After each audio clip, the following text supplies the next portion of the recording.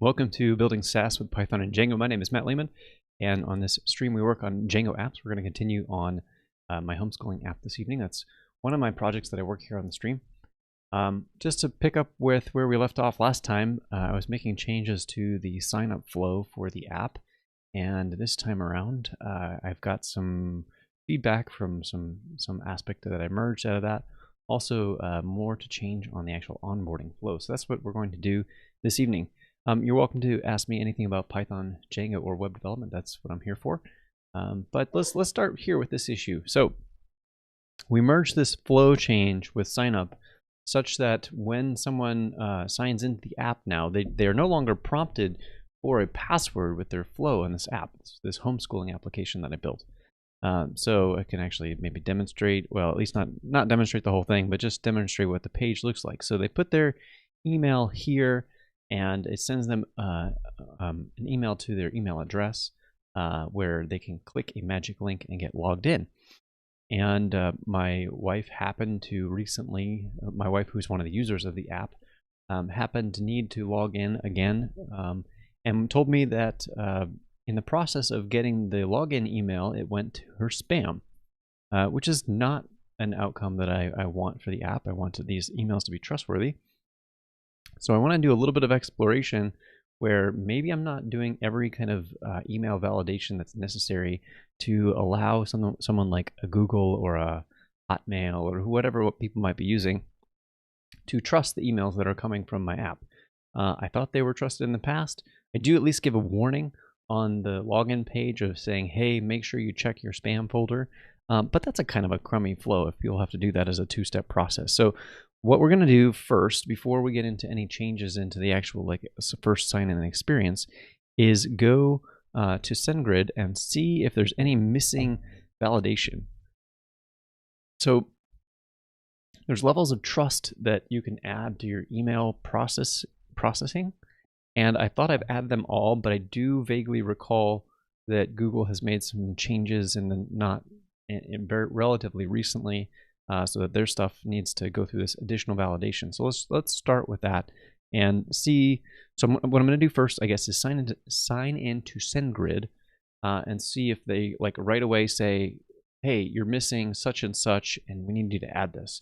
If not, we'll search around for what are the latest and greatest standards to make sure that email is as trustworthy as possible, because spam is very detrimental to a sign-in flow that relies on email. So let's do that. I think I might have to actually switch to my secret screen before I can actually do the sign-in process, so bear with me. I'm going over to SendGrid right now,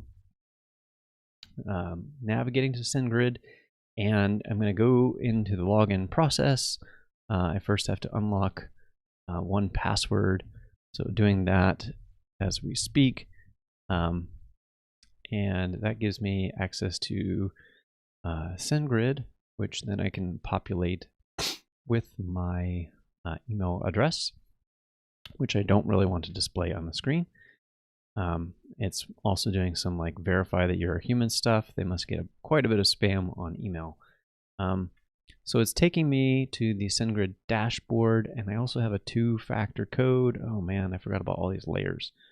So looking up my SendGrid two-factor code and typing that in right now.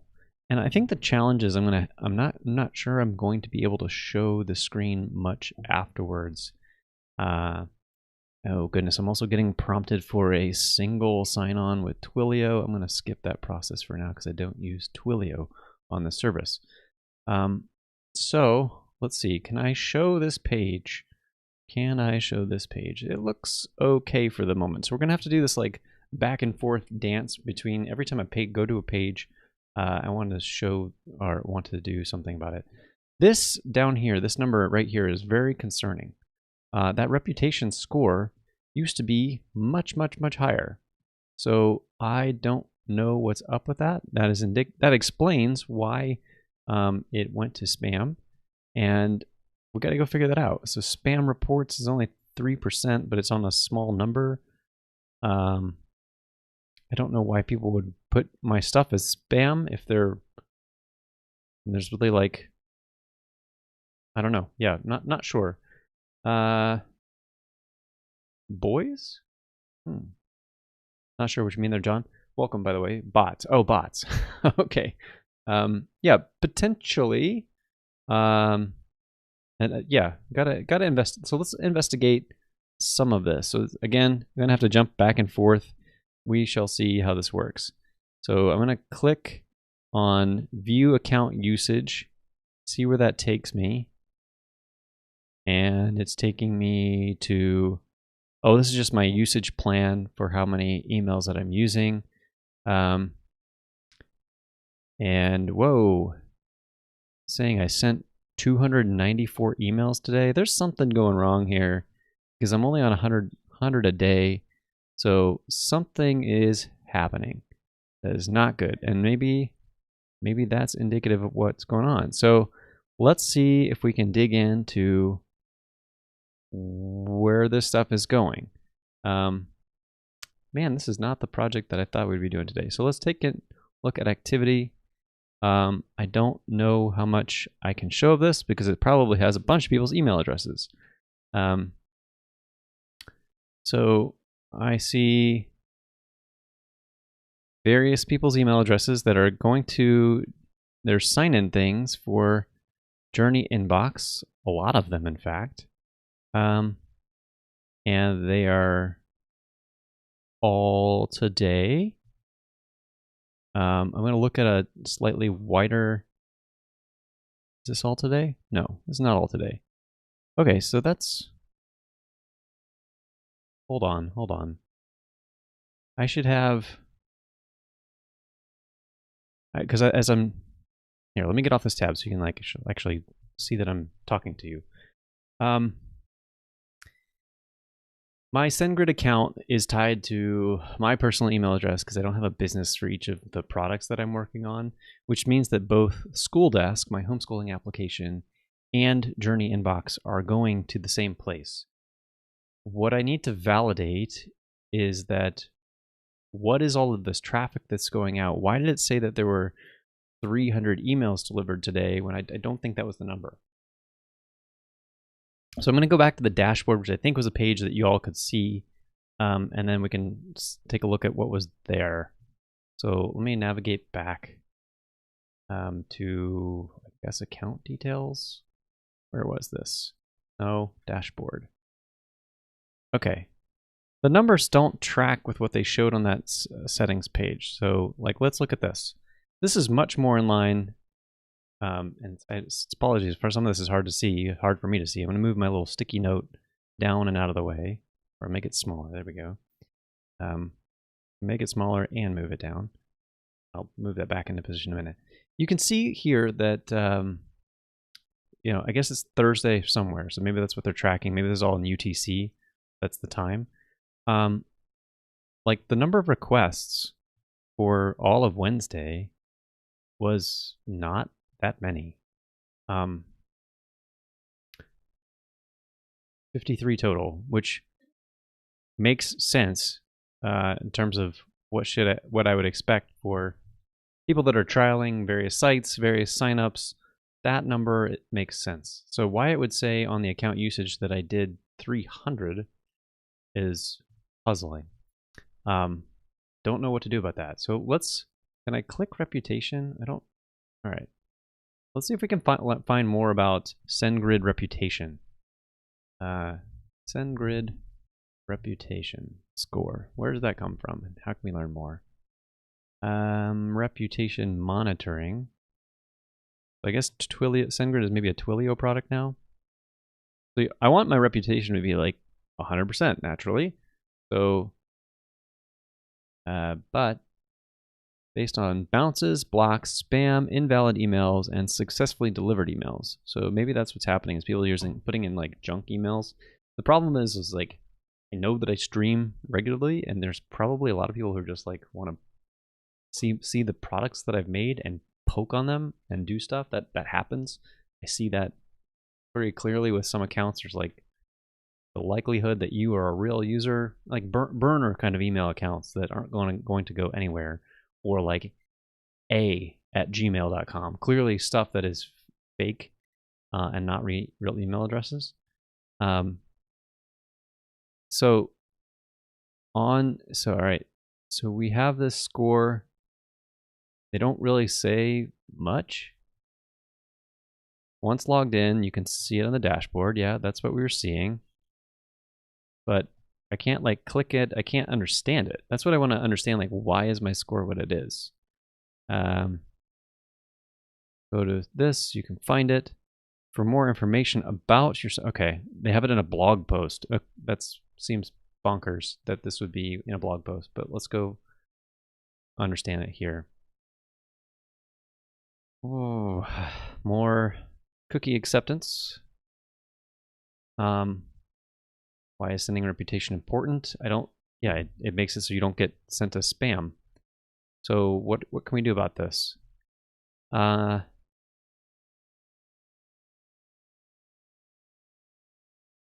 to spam. Yep. So what's it based on? What is his reputation check? Email reputation is a significant factor for ISPs for delivering to the patient's inbox, landing in the spam folder, being blocked entirely. That's what I want to avoid.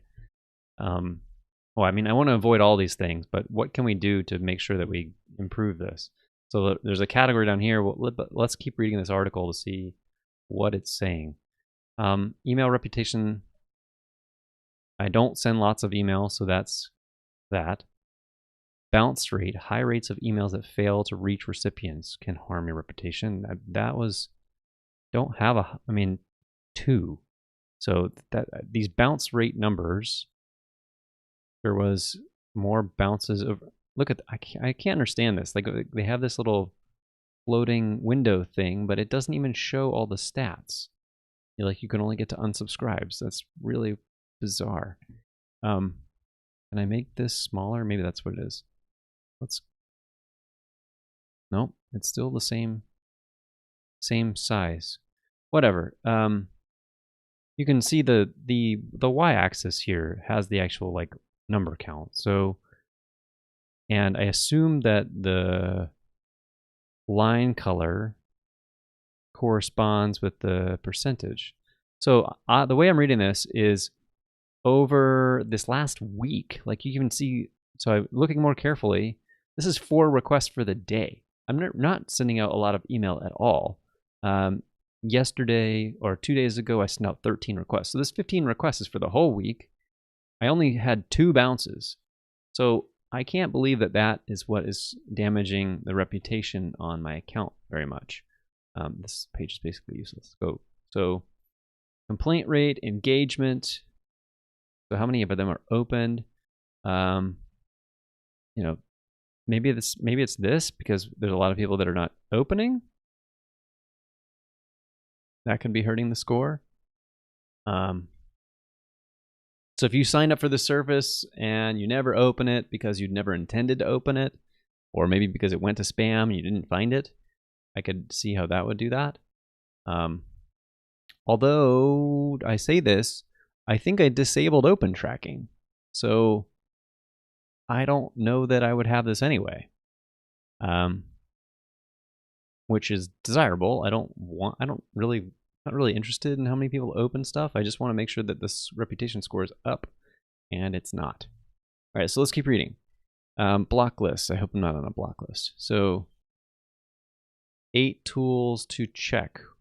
While there's no singular score, there are third-party and mailbox-specific tools that can understand. These tools leverage different data sources. Singular source of truth. Okay.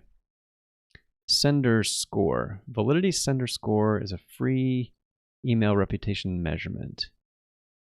Okay. Can we go to here? Do I have to sign in for a thing? Enter the domain. Shoot. What is the domain for school desk here? Maybe it'll be the school desk app.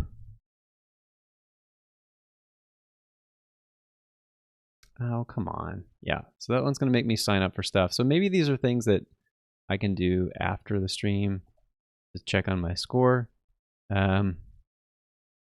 Barracuda, Postmaster. Okay.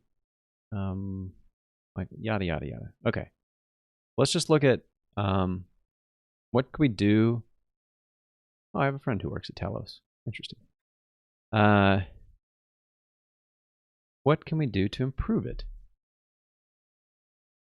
Review. Oh, we're still not the improve your section. So this is talking about reputation. Review your stats. Okay, great. I don't want to camp out on my stats all the time. Search for IP and deny lists. Send yourself messages. Okay. Follow email best practices. What is this? Twilio SendGrid email testing. Email testing helps you send emails with confidence. Spam. We'll analyze your emails and alert you for spammy looking content likely to trigger spam filters. Okay. Link checker. Make sure your links aren't broken. A render test. All right. So that's basically like getting at the content. If the content of my emails is no good, the content of my emails is like, hey, welcome to School Desk. Here's your login link. I can't imagine that being seen as negative content. Maybe it's too short. I don't know. I'm not sure how that would be scored. Twilio SendGrid email address validation. The real-time email address validation API makes your emails more deliverable by validating email addresses before you send. Oh. Okay, so this is like for those junk accounts, you could do this. Well, that's interesting. Is there a cost to this? I bet there's a cost to this. Gotta be, surely. But maybe it's small enough that how much will it cost? It's I'm on a free plan, so I guess I can't even use this until I start paying. I could not use this at all. I'm not planning to start paying for Twilio or paying for SendGrid right now until I have to. Okay.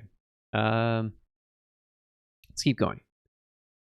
Twilio, SendGrid Insights. Is that gonna? I'm gonna take it on secrets in case it's like shows something. Oh, this is a marketing page. Okay. Improve your health from a single dashboard. Try for free. Boost email delivery. Monitor. Where are you? I just want to like, where are you in the app? What if I click the try for free button? Where's that going to? It takes me to sign up. So I don't know where this is in the app. We can go poke around, I suppose.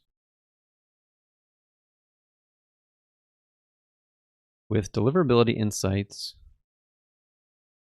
you better understand email performance. Is that the dashboard we were looking at already? Is this the insights page? Stats? Ah, there it is. Okay, we'll click that in a minute. Own your email reputation with Twilio SendGrid. Your email reputation with the right tools, tactics, and data points, you can gain more accurate visibility. Yes, that's exactly what I want to do. Ready? Partner. I'm not going to partner with y'all. Just give me your documentation links. That's crazy. It's like they're going for professional services rather than just having a clearly documented product that would do this. Okay, let's go back here and go to our stats, and I'm going to dig into, I'm going to click the deliverability insights, but I'm going to have to do this little dance. Boop, boop, boo. Okay, is this safe to show? Yes, I think so. Okay. So that's, can finish an account sign up. So 53 processed, down a bunch of percentage. What is this? Your deliver rate was 8% lower than the 7 previous days. Well, that's not good. A large decrease signals rate bounces and blocks. We recommend taking a look at your delivered, bounced, and block rates by mailbox provider. See if this trend is impacting. Okay, so maybe there's, as we dig into these, I'll keep flipping back and forth, but we're going to look at the stats on each one of these and try and understand what's going on. Why is it like this? So they've got some weird checkboxes here. Somebody needs to look at their CSS. That's clearly not good. But blocking nearly a fifth of my traffic, that's bad news and a bad trend. And I need this to work because my other service entirely depends on email as the way to go about it. So that's something that cannot be broken. Okay, and I don't know if this will mean like, oh gosh, CAPTCHA or some garbage like that. I don't really want to mess with that if I don't have to, but that may be what's necessary before we send out stuff on the login page. So let's go back here. I'm clicking next on mailbox providers and see what we see. All look safe to show. So where are things going to? Overwhelmingly to Gmail, and so on, so on, so on. There's not a lot of numbers here, so that's telling. Are they delivered? What am I looking at here? Are your emails being delivered to mailbox providers? Yes, but there's 0. Okay, I don't understand this graph. It's like 1 or 0. You see the in parentheses 1 after that? 100%? Like, is it 1 at a time? I don't get it. All right, whatever. And then what are your open rates? This is something that I don't know that I would give because I don't think that my emails come with like open tracking. So I think that's going to be 0. All right, let's go back to this and I'm going to click on bounced and blocked. And yeah, I think I'm seeing the problem. Okay. So Gmail bounced 10%. That's not good. And a block rate with Gmail and Outlook. So I don't know why they're blocking here. What is this info? Why do blocks matter? A block event indicates that the message you attempted to send failed to deliver. Unlike bounces, a block does not indicate the recipient address was invalid. Rather, it means that your message failed one of the several different reasons. So how to reduce your blocks. Okay, we'll open that and read that in a bit. All right, let's also look at the info on this. How to reduce your bounces. That's something I want to get rid of as well. Okay, these are both the same page, just different sections. Cool. We're getting the understanding of what's going on here. So one more. Let's again, I don't want to like last minute show you one page that's bad. So I'm going to do spam and unsubscribes next. Well, at least there's some variety here. So someone from Yahoo is complaining about spam. Spam report is logged anytime a user marks. So somebody is marking stuff as spam. Question is, how would I determine who? Let's open this up just for the sake of completeness. So I don't think there's a whole lot I can do about this. All right, so we have this understanding that it is, and now I know all of these links are safe, so I'll just navigate to these. So amongst all of the providers that I have, which are not many, you can clearly see it's just going into there's 4 major categories that are known and then an other bucket for everybody else. But within that group, we have the Gmail and Outlook are blocking and bouncing, and then the spam is coming from the Yahoo signal. So let's see what we can learn about. Oh, interesting. Also, we don't know. So we lack signal from Gmail about spam complaints. So there could be spam stuff from Gmail, but we just don't know. Okay. And is there anything else? I don't see anything else in these categories that look like stuff that we'd want to click on right now. So let's take a look.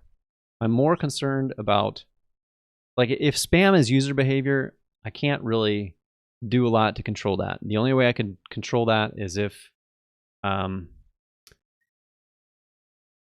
good question. I think I do. That is one of the things that I want to dig into. Is I don't remember what is configured versus not on this stuff. And I was saying at the very beginning of the stream. So Ron, for those who are not reading the chat, Ron asked if I have SPF set up on my domain, and I think that's an additional security layer that is available to SendGrid or all email sending, and I'm not sure. And maybe that's what's missing. If that's what's missing, that would be fantastic, because it'd be like a known thing that I could go fix.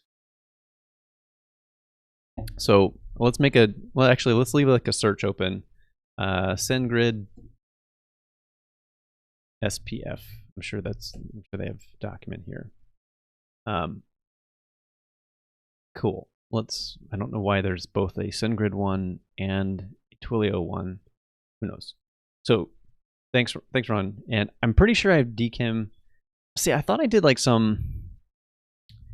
I thought that SendGrid had all of this stuff like in one automated thing that you set up that like adds a certain metadata record to DNS, and it does all that stuff on your behalf. So we'll have to go figure that out. Let's take a look at, well, what do we have here? So the spams and unsubscribe section is the bottom. Actually, we could start at the very top, because we have to care about a bunch of this stuff. So we did all of this. We looked at all of these categories. We've seen these. I'm interested to see the opens.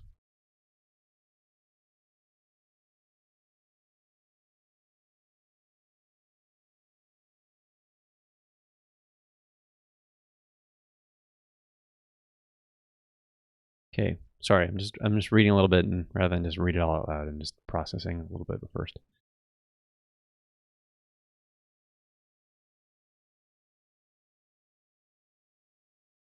SendGrid's suppression interface? What is that? SendGrid automatically suppresses emails sent to users for a variety of blah, blah, blah, blah. Oh, that's like them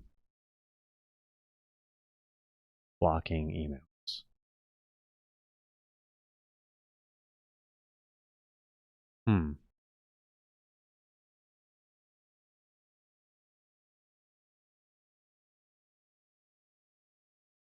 The recipient's email server rejects the message.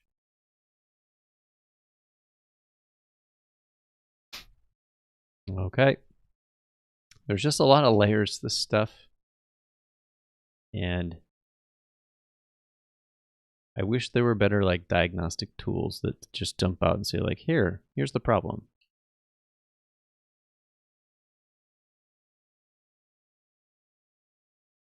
Bounces and blocks. Bounced. Require new recipients to type their email address twice. That's not gonna help so much. Use a confirmed opt-in. So the thing that I'm sending is what would act as the opt-in. It's like the way I've triggered the service now is it'll send, and then sends out that email, and like you won't be able to use the service until you've done that, which I guess could be a problem if somebody is sending a bunch of that. But we saw from this that I would expect if somebody was abusing the emails that I was sending, I would expect that on my dashboard we would have much, much higher numbers here. So let's take a look out at a month and see. Yeah, even though this is the highest peak in this, but that's 316 over the month, and I'm supposed to get 100 a day. So I'm not really like, these numbers are not sticking out as like something I should be concerned about. And this uptick, I think, corresponds. When did I last? Let me take a look really briefly. Sorry, getting a little peek behind the curtain. When was my last live stream? That was, what date was this? February 13th. Okay. So actually there was a spike before that. Did I deploy? I don't know why that's... Yeah, I would have expected a spike after that. So this is actually weird behavior. I don't know what's up with this. Okay, can't explain it all. Don't need to explain it all in terms of having a full understanding. Okay, let's go back to this section.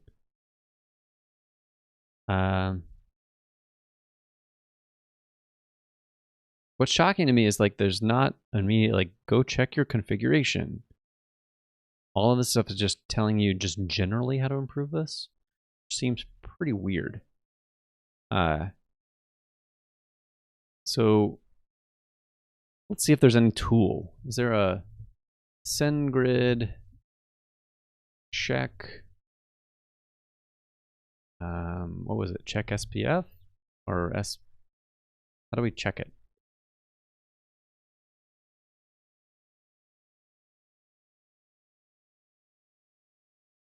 How do I check my SPF?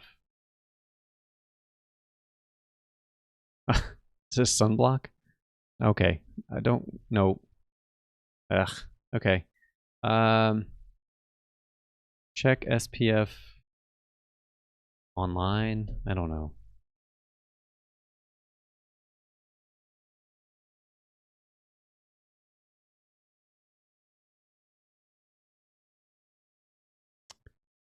These are not good things that are answering the mail. To check your SPF record with SendGrid, you can use the dig txt cname. But are these things I'm not supposed to show? Can't recall. If I did that, if I brought up a terminal and ran that command, that like stuff that I shouldn't be displaying. With automated security enabled, SendGrid manages your SPF records and provides CNAME records to add to your DNS records. I don't want to disable that.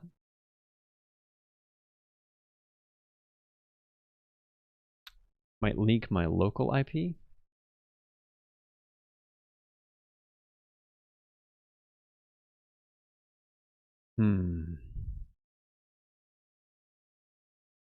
Okay. Now this is where it starts to get dangerous. I'm going to click the settings button and I'm going to go to mail settings.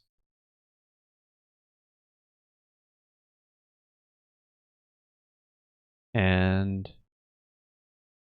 well, what am I looking at here?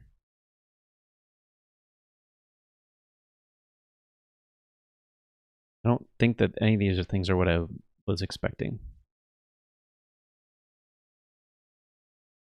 Is there a domain setup? Ron, I see your message there. I'm just trying to like find the right place is the question. Tracking, teammates, sender auth. Is it sender auth? It's been too long since I've looked at this junk.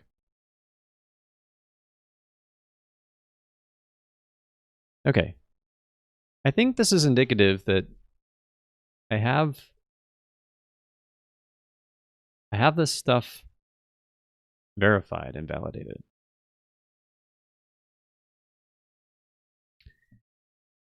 Um,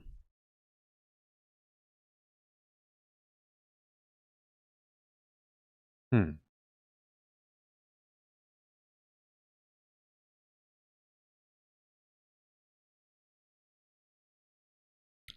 And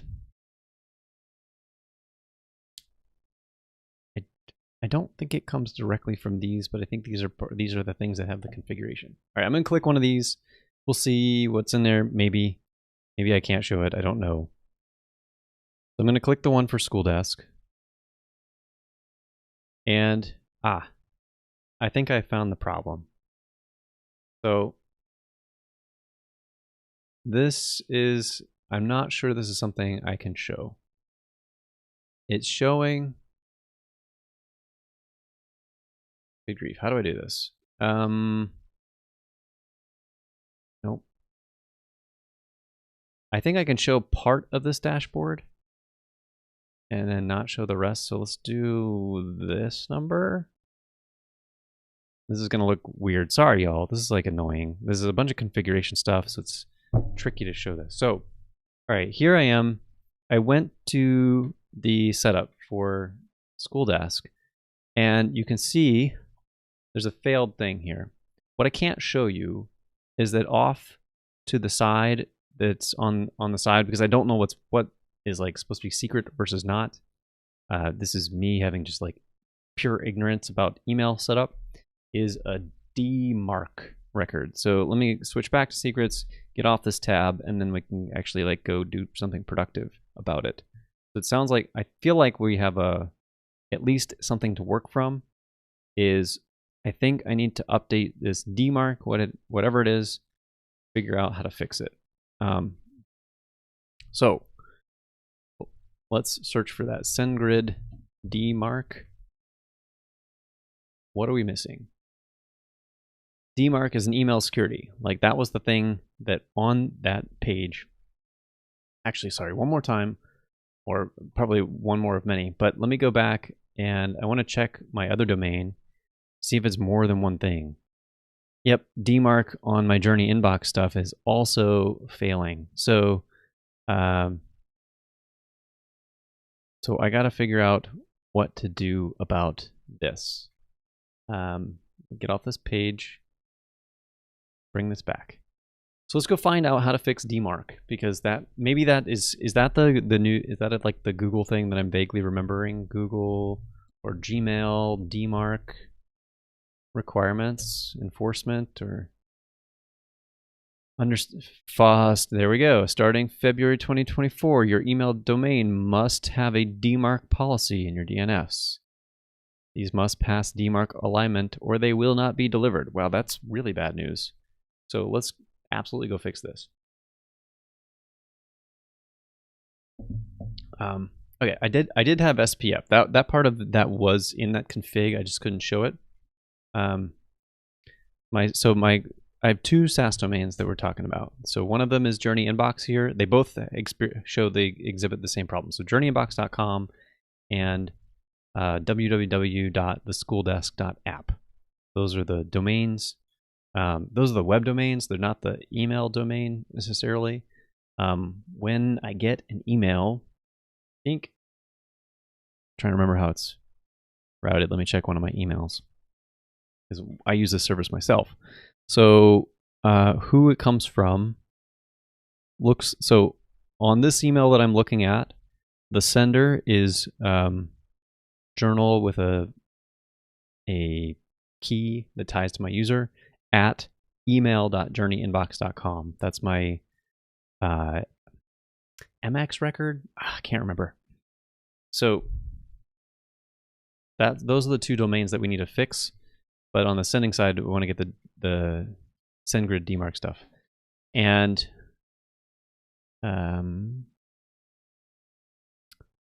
yeah, let's see what this says.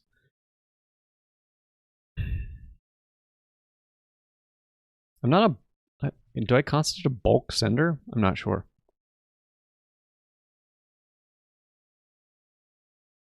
Okay, I don't send 5,000 emails a day, but you know, even if I don't send 5,000 emails a day, I bet it's something that Google is just like looking for all this stuff anyway, and uses it as signal to determine what they're going to bounce, block, whatever.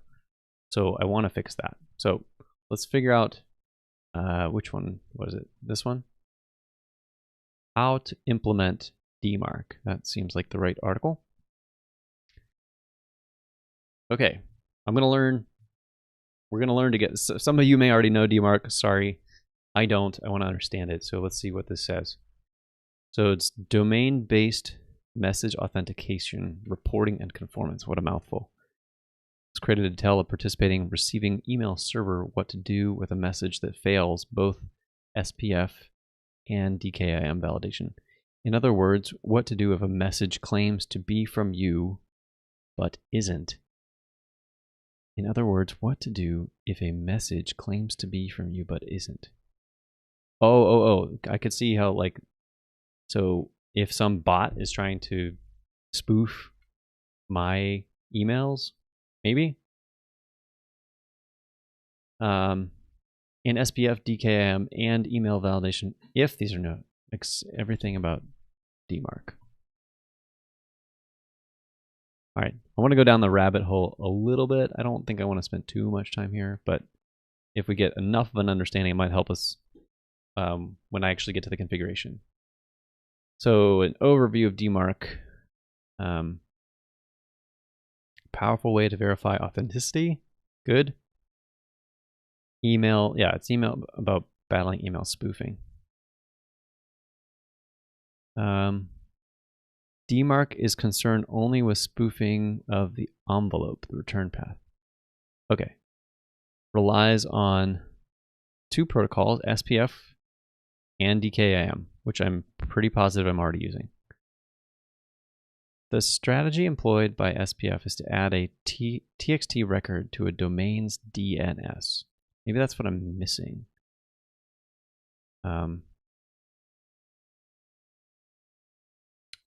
Yeah, that's probably what I'm missing. So there's an SPF mail flow, DKIM mail flow. All right, so I'm jumping straight to the DMARC section. Why we need it? Think of DMARC not as an independent authentication protocol, but as a framework for handling this. DMARC allows domain owners to specify what should happen if either or both of these fail. Neither SPF nor DKIM provide this functionality on their own. This means that without DMARC, a sender has no say. Am I going to have to like implement some logic? I don't understand yet. If you know how to view DNS records, you can also check to see if what? Publish? What? So this is a DMARC record. Huh. All right, so far this is not making sense. This is like too low level. So let's go just learn how to do it. And what I need to do,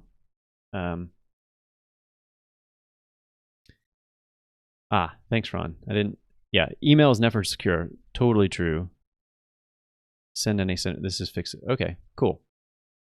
Better security for email. Sounds good. Sounds like a good thing.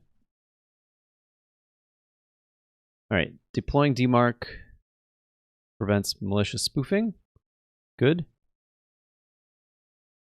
DMARC in conjunction with a dedicated IP. Uh-oh. I don't think I have a dedicated IP.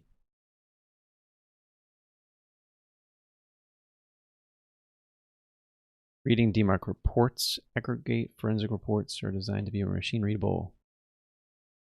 You will need to utilize a DMARC reporting monitor service such as Valamail to collect the reports. Oh, gross.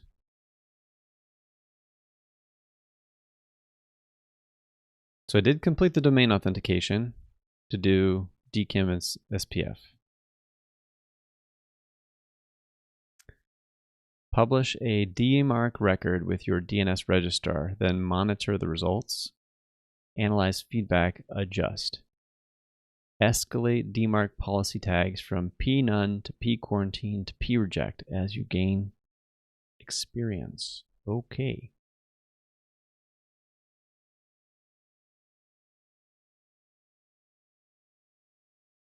Yeah. Thanks, Ron. There was on that section that I wasn't showing. There was a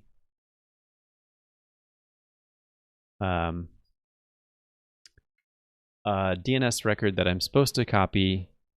Okay, maybe this is the starting point. So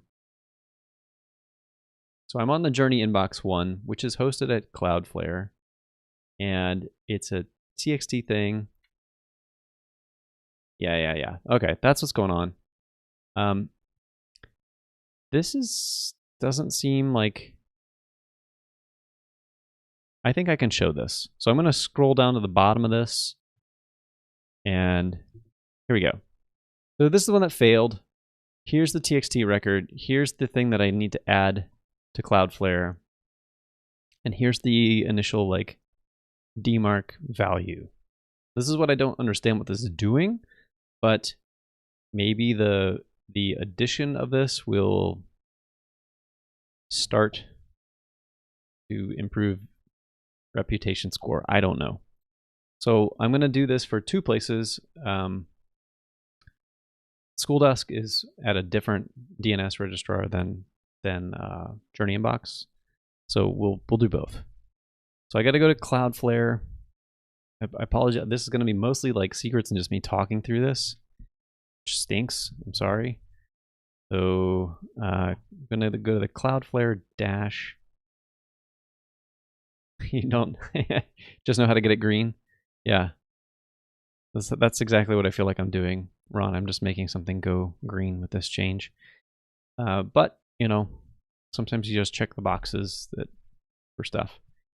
All right, so I'm clicking on the journeyinbox.com domain. I'm going to the DNS records section. I can't even show... Well, maybe I can hide... Nope, I can't hide that. It shows my email address like in the corner of this, so I just can't even show this page like at all, which is pretty lame. So I'm on the DNS management section. I'm going to do add record. I'm going to switch the type. It's currently set as an A record. I'm going to a TXT record, and I'm going to go back to SendGrid, wherever that tab went. It's getting kind of far off here, so I'm going to copy the host attribute, is what SendGrid's calling it. And then Cloudflare calls it name. So I've got the pasted value for dmarc.email.journeyinbox.com, and then I'm going to copy the value side, which is like v equal something something, v equal dmarc1. All of this stuff. So then I think I can just save that. Okay. So I now have this set on Cloudflare for Journey Inbox. What I want to do is I want to see a green check. That's really what I'm most interested in at this point. So I'm going to come back to the page that I haven't been able to show, and I'm going to hit the refresh button on the SendGrid thing. Hopefully it does like a real-time query. Well, it still says failed. Maybe it takes some time. So let me go back to domain authentication. I'm going to now click on the School Desk one. I'll bring this back for just a moment. So here's the School Desk version. Yeah, it's DNS. This is like the danger of... I've had some DNS changes that like have basically like ruined a whole stream before, where I was waiting for something. It didn't come through until like 5 minutes after the stream. So I'm not going to delay here. It might be something that we would just say like, I check it, and then next stream we actually look and see if the values took effect.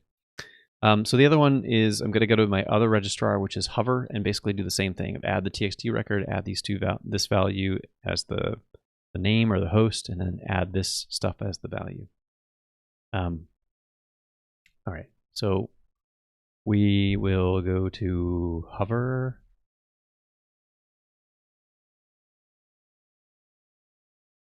All right, gotta switch back to secrets because I gotta sign in. So go to the control panel, put in all this stuff. It's asking me for 2FA, which I think it's gonna, oh, it says it goes to my email. So I gotta punch the 2FA in. Do.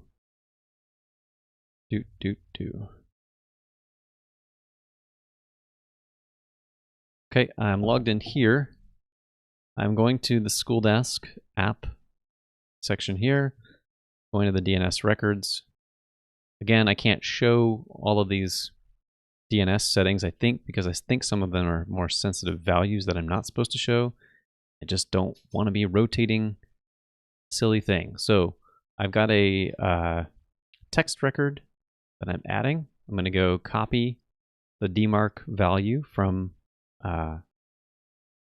what we saw in SendGrid. I'm adding that as the host name and going back to SendGrid, and we'll copy the value part, pasting that into content, and then I'm setting that. So I have now set a new text record on my DNS. I'm going to close this to make sure I don't accidentally show that. And then I'm going to go back to Journey Inbox and see if it just has figured it out yet. Nope, it hasn't. So we're just going to assume that this mostly did the right work for now. Let's leave some notes on the issue of what we did. And so I can say I added txt DMARC records to both. Thankfully, just for email sending to Ron, thankfully just these two. Yeah. Or, well, is that true? I have an email alias set up for inbound on my mattlehman.com email. Added txt DMARC records to both Journey Inbox and School Desk. On the stream, SendGrid was still showing failed validation. The SendGrid reputation score is at 15% as of 2/27/25. So we'll see, I guess, if that goes up over time. And we can also, well, let me go back and get some dashboard stats so that we have some numbers here. To stick on this. So this is safe to show. So I'm gonna plug in some numbers just so we can spot check for the last month, we've got 385 delivered. No, wow, totally smashed some numbers together. 317 and 285 delivered. 317 total. 285 delivered. What else do I care about? We didn't have open numbers or click numbers. 10 bounces, 5 spam. 10 bounces, 5 spam. Now, I can't really see these things flush out unless we waited a whole month. But hopefully we will see a higher deliverability rate. I don't know how I'm going to observe that. It's hard to tell. Like, clearly there's some drop off here with some stuff. I don't know. Like, what is, look at this.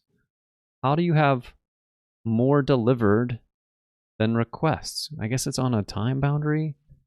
So maybe it was delivered from the day before and then, wait, or open. I don't get it. How does that one doesn't make any sense. 2 requests, 3 delivered. What are you talking about, SendGrid? So the numbers are kind of wonky. Thanks Ron for checking that.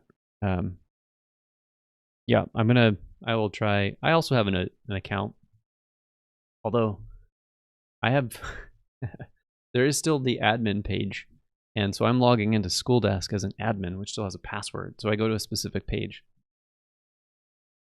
to do that. So I can bypass the email flow entirely, but that's only for me. And maybe there is reason we might need to, what am I want to say? If there is no improvement,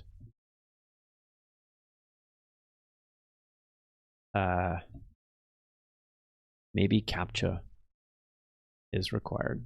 CAPTCHA. There it is.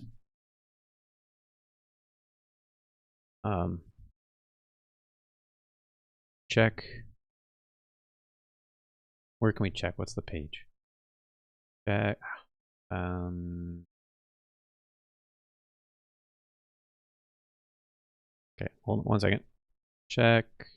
I'm gonna like sender authentication page. Yeah. This one's safe to show. So I'm gonna come back here next time and check it to see if the DMARC stuff is present. I think I'm getting some latency lag here. I don't know if my keyboard is running low on battery or something. There's like noticeable typing lag. Does not feel good. Okay. For the sake of it, one last time, I'm gonna check Journey inbox just in case it did happen. Nope, it didn't. All right, so we're gonna just declare that that's done for the day. That's okay.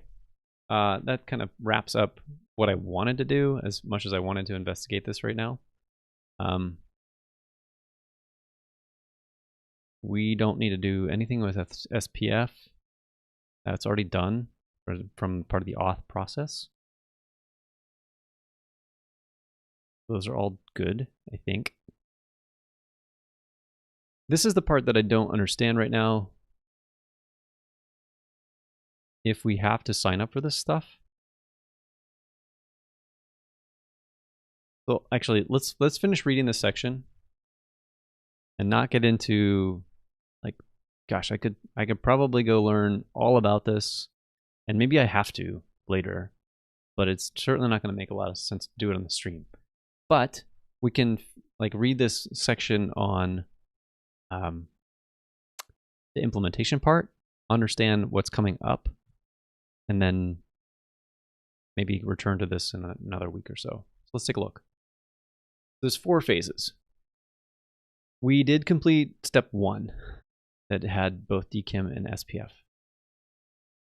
We just published a DMARC record with our DNS registrar.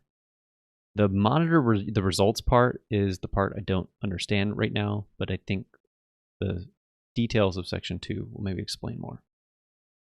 And then 3 and 4 will make more sense after I do 2. So like I said, we already did number 1 a long time ago. Don't need to do that. Let's read about what's number 2. Within your DNS registrar, you'll need to create a text resource record, which we did, that receivers can use to determine your DMARC preferences. This is done within the DNS registrar of the domain host, likely the same place you created the blah, blah, blah. This record is made at the root level, not the subdomain. Yep. In the console, SendGrid will display DMARC record if it exists, or suggest a DMARC record of, yeah, this is what we just put in, if none is identified, as this may be required by certain inbox providers. Maybe that's what's happening.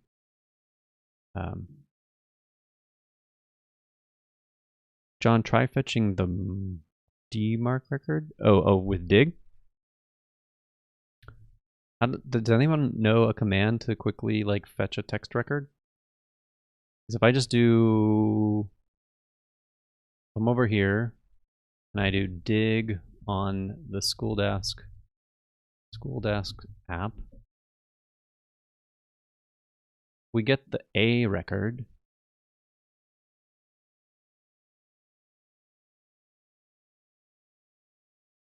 We get the, what is this? Oh, that's the authority record.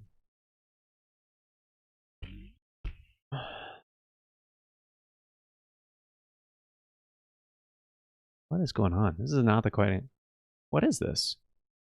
This is because of the, I would have expected to see an IP address here. But is this because the app domain is like kind of weird? I don't know what I'm looking at. Let's try Journey Inbox because it's just a .com. I think there's something weird about .app stuff. Okay, that looks more like what I would expect. So the .app TLD, top level domain, is a unique one that requires HTTPS, and this is probably how they manage that, by forcing some authority section first. So you have to go talk to Google before you can get to the .app domain. I don't know. I don't really understand all this. But clearly, like regardless, this is not showing text records. So let's ask good old ChatGPT. With dig, how do I see text records of a domain? TXT, okay. That looks pretty easy. TXT.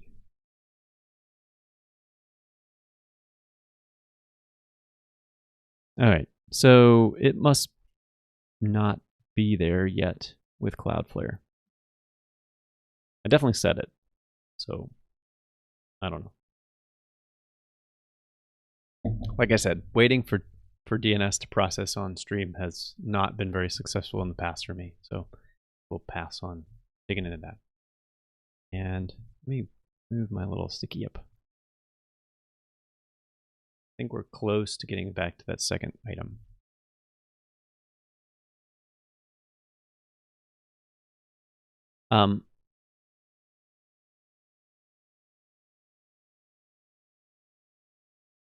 Although you might not intend to act on DMARC results, implementing this policy serves as a beneficial minimum. However, your organization may have stricter requirements. So there's a simple one of these. This is, I guess, a percentage.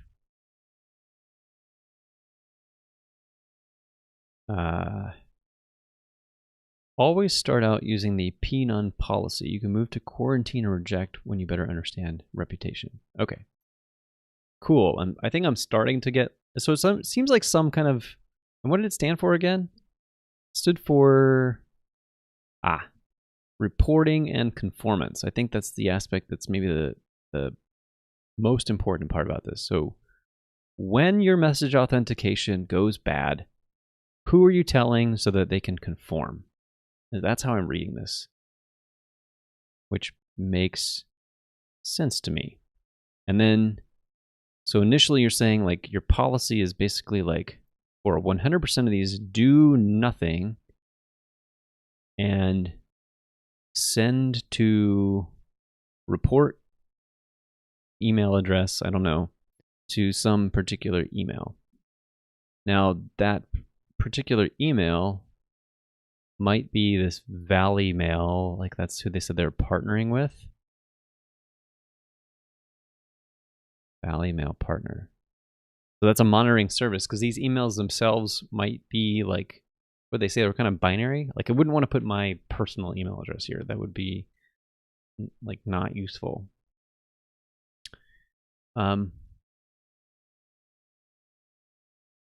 Okay. If unqualified mail gets sent to and received by recipients participating in DMARC, the recipient will generate reports of these messages and send them back to the mail to address. Okay. So maybe it's saying like if Google gets one of these, Gmail, and they're like, hey, you got a bad email address here, do something about it. So then it'll send it to whatever we specify in the record. These reports will give you the information required to evaluate and tune your mail streams, helping you determine exactly what services are sending mail on behalf of your domain.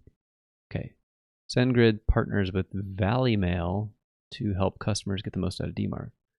To leverage their DMARC monitoring and inbox providers alignment support, first include this in your DMARC records, then set up this to set up your account. All right. So they want me to sign up for a service if I'm going to use this, like actually understand my stuff. Below is a sample for 2 pieces of mail. Please note that the listed SPF and DKIM are raw results. Okay. So it sends some kind of XML with a bunch of attributes. There's a pass fail. Cool. I don't know what I would do with that. If it told me it failed, like, what am I supposed to do? Does it mean somebody's spoofing me that I need to block? Maybe that's what this section's about. Now that you've tested and tweaked your mail streams to determine who and what is sending mail from your domain, you can adjust the policy. Okay, the P none gets reports of infractions, but no action is taken. Quarantine. Unqualified mail goes directly to spam, but can be recovered. This is useful, fairly certain you know all the locations where mail is coming from, but want a soft fail. I'm the sender. I don't understand this part. Unqualified mail is completely deleted by the recipient mail server, never to be seen. Oh, okay. So maybe if like Google's getting this, and so if you're able to say, hey, if you're not coming from SendGrid, if you get some like outside spammer who's trying to spoof your stuff, what should you do with that spammer's message? And then like put it straight in the trash. Like if I've told you only trust from these SendGrid IPs, you being like your Gmail, your Google, then here's how you should react. I think that's what makes sense to me. Cool. I don't think there's anything I can do about it now. I suppose that maybe we'll put up maybe set up Valley Mail if necessary.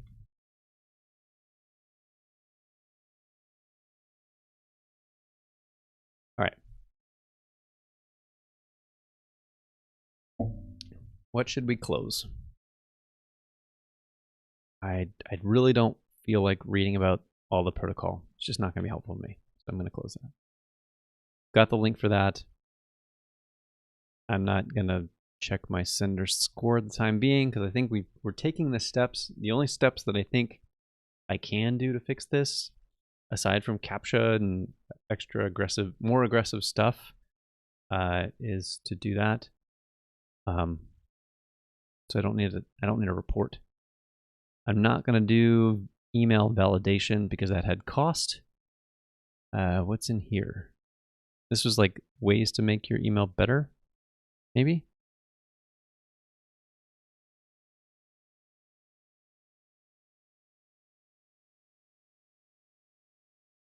Ron, I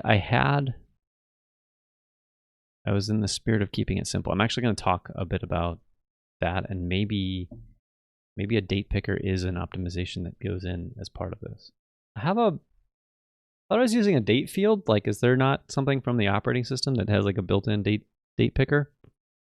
Don't remember, but we'll take a look. I'm going to actually show the things that I want to change. So you're going through. I don't know which page you're looking at, but I have ideas that I want to talk about. So I think we're done with the insight stuff. I think we've seen everything about the balances and deliverability insights, so that we're good there. We've checked up on this. I don't want to dig into all of the other things. I think we're about where I want to be. Okay. Let's take a look at the other thing that I wanted to focus on today, improve the sign-up experience. And we're going to talk through what's broken about the current one and what I want to change anyway. So I think to do that, we will fire up Homeschool here. Let's clear this. We will just start the server. So everything's running. We'll go to localhost. So here we are. And we're going to log in and create, let's do sign up. Oops, I already have a brand new one for that. No, this is all using Tailwind. It's not using Bootstrap. Let's see, sign in test at testing.com. This will go to the console to get my link. Let's say start planning. And here's what people will see. So this is why I know that, like, at least if folks are getting their stuff in their spam, they have a fighting chance of knowing that that's where it might be. Hopefully people are reading this. I don't know. We've got our login link, and this is what happens when somebody logs in right now. So they would get this, not obviously in the console, they would get this as their actual email client. And so I'm going to open that URL as if I had an email client. And it's going to dump them to this page. And you can see from the URL, hopefully, there's this dashboard link right here. That is not where the first sign-up experience was intended to send somebody. When I first designed this and got this flow working, I was using Django all-auth, and there was a way to set where is your redirect link after the email confirmation, because it was actually with Django all-auth, it was a two-phase process. You had the account creation, and then the account creation would create an email to do like a confirm step, and the confirm step was supposed to send you right here. And so the experience was basically like, hey, welcome. I mean, thank you for signing in. And you can then walk through what amounts to like a short little wizard. And, you know, well, let's just walk through it. So let's see what this looks like. So I would give you like, here's who I am, like why this site exists. Here's how you contact support if you want to. And I really was leaning into, this is me, a human being, not some like faceless company, even though this person is faceless, ironically. So if somebody was to do this, they would follow through by saying, okay, we're going to click the big green button because that seems to be the thing to do, hopefully. Hopefully the eye is caught to that. And you come here and you say, when does my school start? I could probably stand to update these placeholders. In fact, I bet I could make that for like this current year and year plus one. There's an interesting idea as a placeholder, because right now it's just, this is what you can tell how old the app is. I put in this placeholder text about the time frame that I built this. So let's say I'm going to make a school year for 9/1/2025. And I think, Ron, I think this is maybe your comment about like maybe that should be a date picker.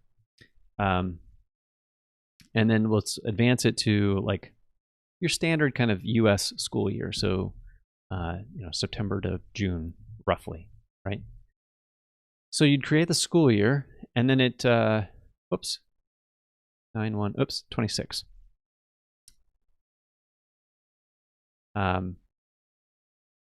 So you'd get to this, then you'd go here, and you're going to create a grade level. And so my son will be, he'll be a middle schooler next year, so 7th grade.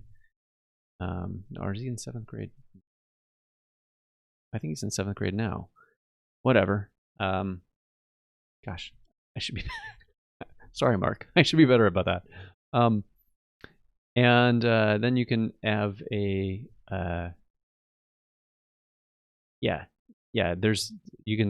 That was definitely not a date picker. You're right. And so I probably should. I could just like make some assumptions of pick September the 1st, pick June. But I didn't. That's why I put it as more of a placeholder text. But I could see like putting the placeholder to have the year value of what I think would be useful, and then actually have a date picker. And then you walk through and you create your course. And so my son would be taking Latin 1 next year, something that my wife is thinking about teaching him. And I don't know, read the Iliad. I don't know. That's not the right thing. So the whole point was to give enough content so that when you do this, you end up here and you end up with like a school year with enough here that you can like begin to get going. And I had this like prepared to tell people like, here's what to do next. Okay, so that is the current flow as it was designed. But as you could see, like what happened when we signed in was we weren't dumped to that start page, which is, it never goes away, by the way. We can always come back to it, I think, by going to start directly. So it's always present, but there's no way to navigate back to this after you've completed the flow. But what you would have seen is like, instead of what we saw instead was like this, it dumped you to the dashboard page, and it had this like the bar at the top that didn't go away until you'd completed things. And so the simplest change I could make is that if you're just logging in for the first time, I could probably detect that and then send you to the start page. Like that is that would be equivalent to the way I launched it. But I don't think I want to do that. I think what I want to do instead is condense it all into a single form. I want the user to understand in a single page, rather than like I put a fair amount, well, you can't see it all now, a fair amount of descriptive text into explaining what each of these concepts were. But I think if you could see it as a form of, you need to create a school year and a grade level for Johnny, and Johnny needs Johnny's grade level needs a course and a first task. And if you had those, what was that, 4 or 5 pieces of information, then we can jump you straight into the user interface. Because you can see, even after building all this stuff, like it's missing and saying like, you have some stuff which you could see over here if you knew where to go, but you don't have a student enrolled. And so that's where the experience is kind of limited. So you can go over here. I could click it here, but I don't have you need to add a student. So we could add a student first, and I could say, my son's name is Mark Lehman. And so we add the student, but Mark is not enrolled in anything. Like all of these steps have to click through, which maybe is helpful for teaching somebody about the interface for year number 2. But I want them to have like such a good experience where everything is linked up properly, like right from the get-go. Because there's this concept of enrollment that I don't really teach people about in a direct way. I just want it to happen. And I want people to get hooked on like, yeah, that was a great experience using School Desk. For somebody who's actually homeschooling, like of course, if you're kicking the tires, you don't care, right? But if somebody actually is really considering, I need a tool to help me be a better homeschool planner, if I help you with a single form, get all the minimum setup data appropriate for your first student, and then you can expand that would really help out. So this is saying I'm going to enroll Mark in 7th grade, and now he's in 7th grade. You're here, but there's like, I don't know if you were catching it, but there's like, I don't know how many, did I navigate 6 pages, 7 pages, something like that, all to get to like ultimately I want to get here. The thing that what the app is about is building a schedule that dynamically updates whenever it's seeing it. And even as I'm processing this, it's actually good for me to walk through, because I'm realizing that that this is, if I dump somebody right here after they filled out that form, it would be a pretty crummy experience. There were 2 things. There was actually like this is what you actually see on the dashboard. So they don't even, they would basically would have created all of that content, and then it would just disappear into the ether, which is not great. So you'd want to dump them directly into the school year, but then even if I did that, they'd be like, well, now what? Now where am I supposed to go? What am I supposed to do? So perhaps what is needed is to like complete the form so that they maybe they should land here, like on the school year, and maybe throwing them into the dashboard is not really the right place to do this yet. So they should basically see like, hey, okay, I now have a school year for my kid. Maybe I still need that welcome banner where I could take out the need to add a student. Like that's not necessary, but they can see all of their kind of content and the basic structure. Because I think what happens, and I need to ask my wife more directly about this, but I think the kind of flow is she camps out in the school year setup process when doing some of this initial setup, and then when it comes time to like operate the school year, kind of comes over here to this dashboard view. And I know for her in our house, she has I added in some print functionality. So like there's a print button here so that she can like print out. Okay, sure. So that she can print out like a weekly view of everything she needs to do. Not everybody's going to operate on printing, but that's sort of her mode for how she likes to check things off, and has some actual paper she can touch. So the vision of where I want to go with this onboarding flow is introduce people, have the core concepts kind of like listed, maybe in a prose form. I'm not sure like what's the best way to explain it. There might be like a paragraph or 2 of saying like, here's what you need. You need to have a school year with a grade and a course and your student enrolled, and then have all of the minimum details, and then put them in a landing place after they submit that, where they are going to be successful with the next thing. Yeah, KG, I do see your comment about having dummy data. That is a possibility. I'm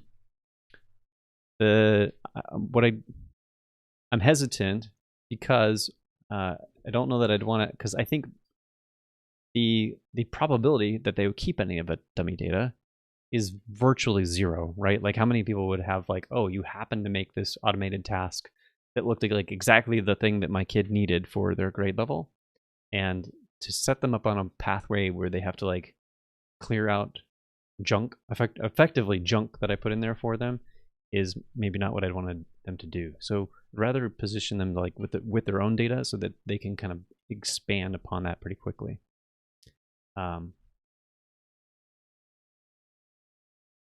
So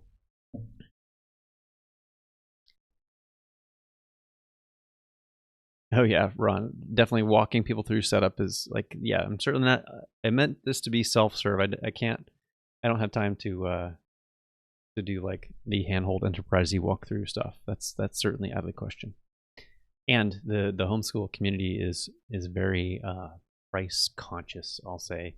So there's virtually no chance that I can update that price point and have people use it. That's just the reality of it. Yeah, if it was $50 or $100 a month, I'd be definitely willing to entertain. So a little bit more hand-holding, white glove kind of setup stuff. Okay, so if the sign-up experience is like it is right now, I am trying to be kind of. I know. So we are a homeschool family, so but I like to think that we're not super cost conscious in that regard.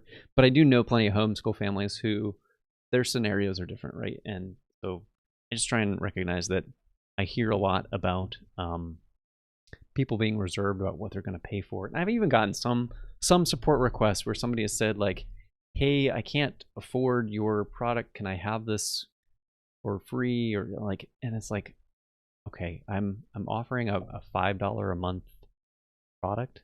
I think that's what it is. I think that's the pricing, right? Something like that.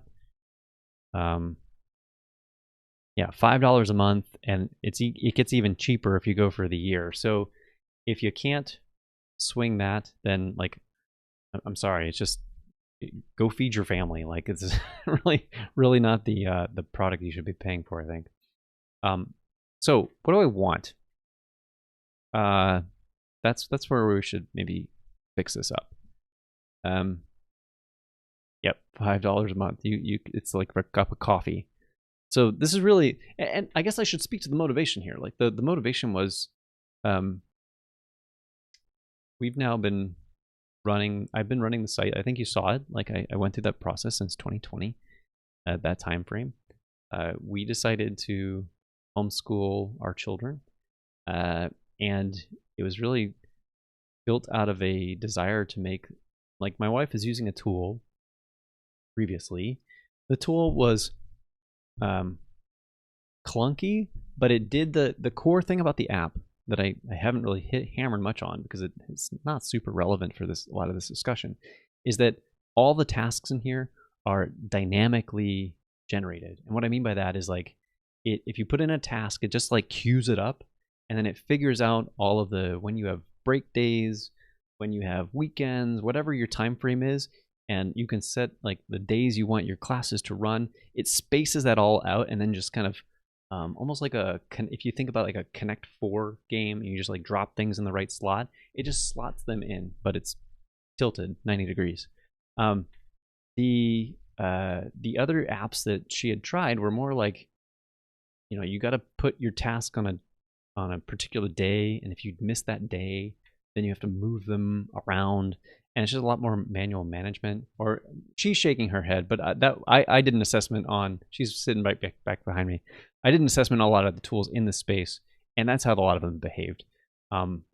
Or they would be like for like Google Classroom for like a whole classroom of kids, which doesn't make really a lot of sense for homeschool. So the app she was using had that kind of dynamic fill-in ability, but it was lacking on security. It was over HTTP, or the HTTPS was broken at one or the other. And so I said I could make something for her. So that's what I did. And so even though this is not going to be like a massive moneymaker for my family, it does serve a purpose as in my household. So I'm okay offering it as like almost like a very practical freebie that keeps away a lot of the headache that comes from offering a totally free tool. That's sort of how I view it. Yeah, sure. It had no HTTPS. It was rough. But I think it was basically somebody like me, but from 10 years prior, who had like everything about the site seemed to indicate that this guy had also made this tool for his family, and I think his kids were grown or something. I don't know the whole story, but it was clear it was just not being like maintained much anymore. So time to do what do I want? Let's get into that. So I think I said let's like kind of flesh this out. Sign up experience seems broken. It not seems broken. Let's fix that. Sign up experience is broken. That's for sure. The login does not send to start anymore. So also, the wizard is too many steps. And then even after completing the wizard, there are still more steps. Like, e.g., for example, creating and enrolling a student. So what do I want? I want to simplify. And let's figure out what we need to build here. So we want, after first sign in, there's a lot to unpack even in that. Show a single form that creates a school year, creates a grade level. These are all like core models, so you can think of these as everything I'm about to describe, view it like a tree that kind of fans out at each level. The school year is rooted, each family, and then the hidden thing that's part of this is a school. So the school is at the very root of all data in School Desk. That school is connected to an individual user. A user has a school. And then from underneath that, school is a school year is connected to the school. A grade level is connected to a school year. And then there are creates a course. So a grade level will have multiple courses. That was the Latin 1 example that I gave.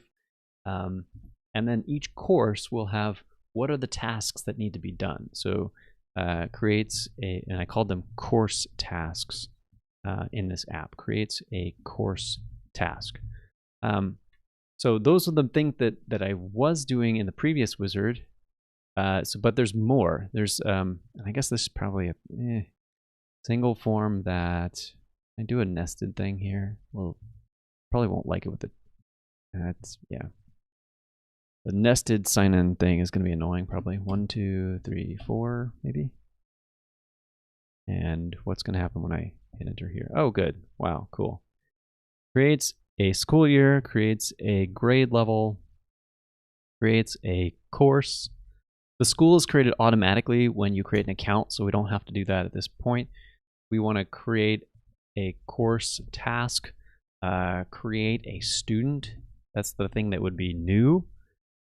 And the linkage between, is this student in this grade level? So, you know, in my family, we have 2 kids.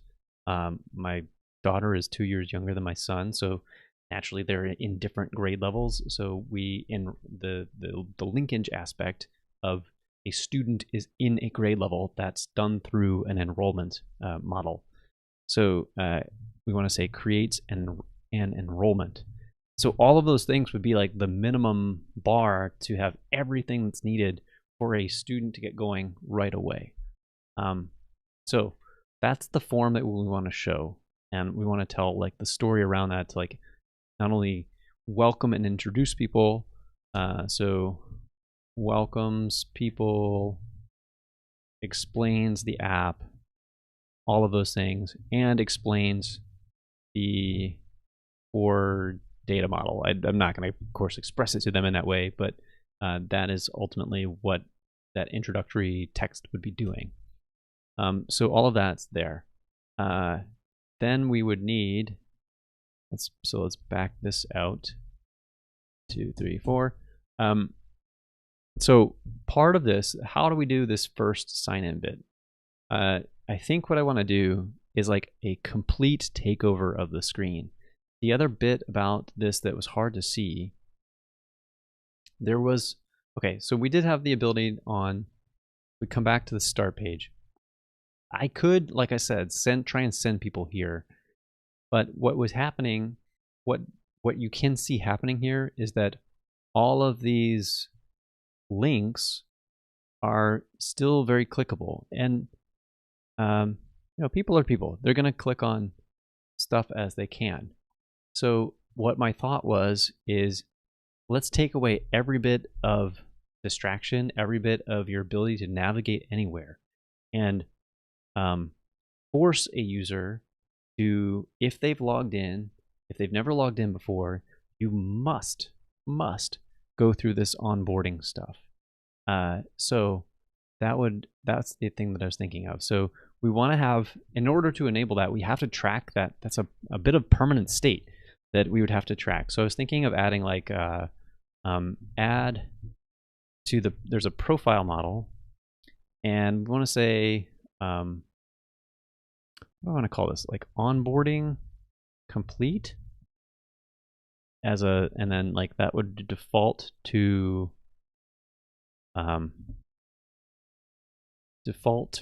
false. Although to migrate this appropriately, we would have to actually, I want to capture this now. Initially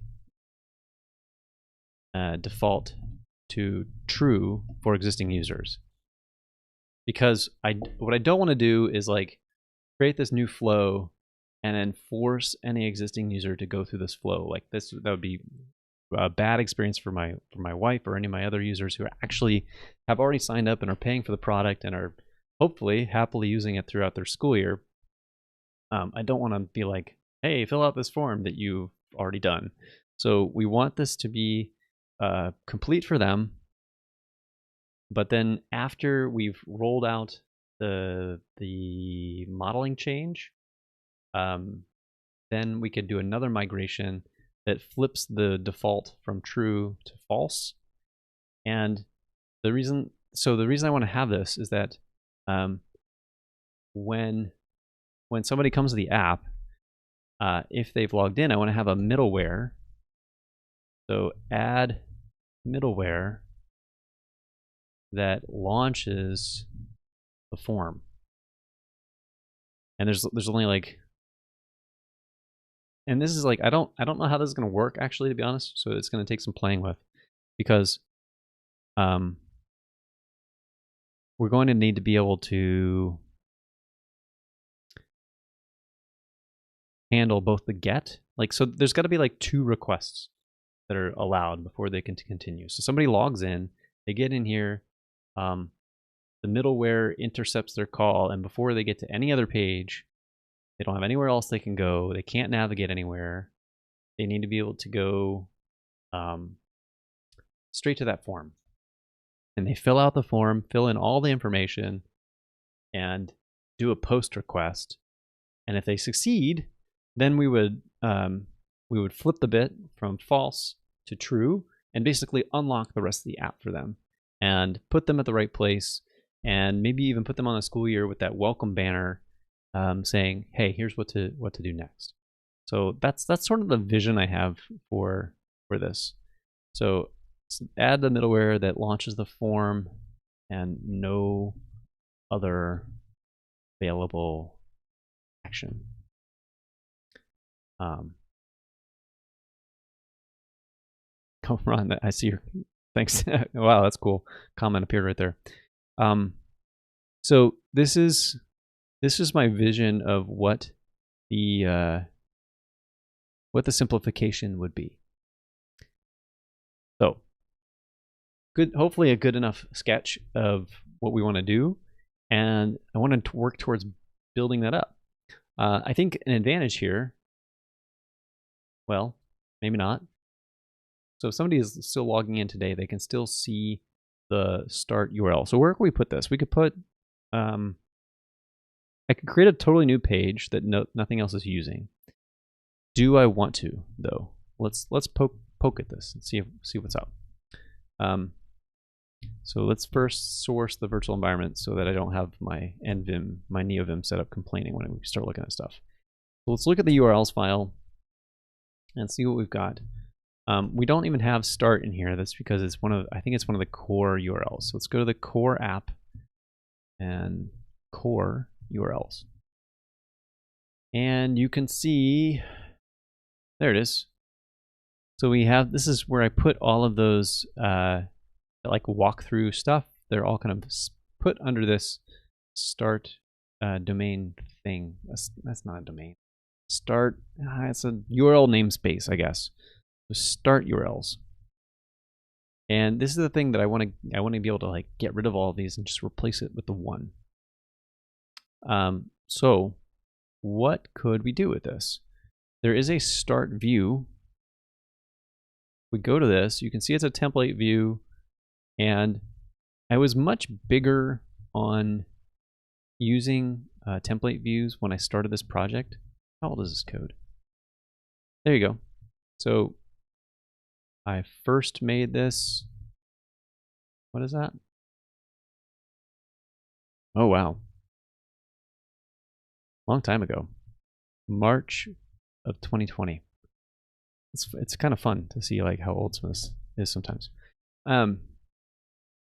So I was big on the class-based views that at the time. I said template view, I meant class-based views. And I've kind of soured on them, to be blunt.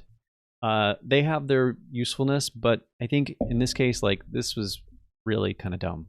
This could have been a function-based view that would have been much easier to read without this context data. A lot of this stuff was like, I made these context data methods to override the template view.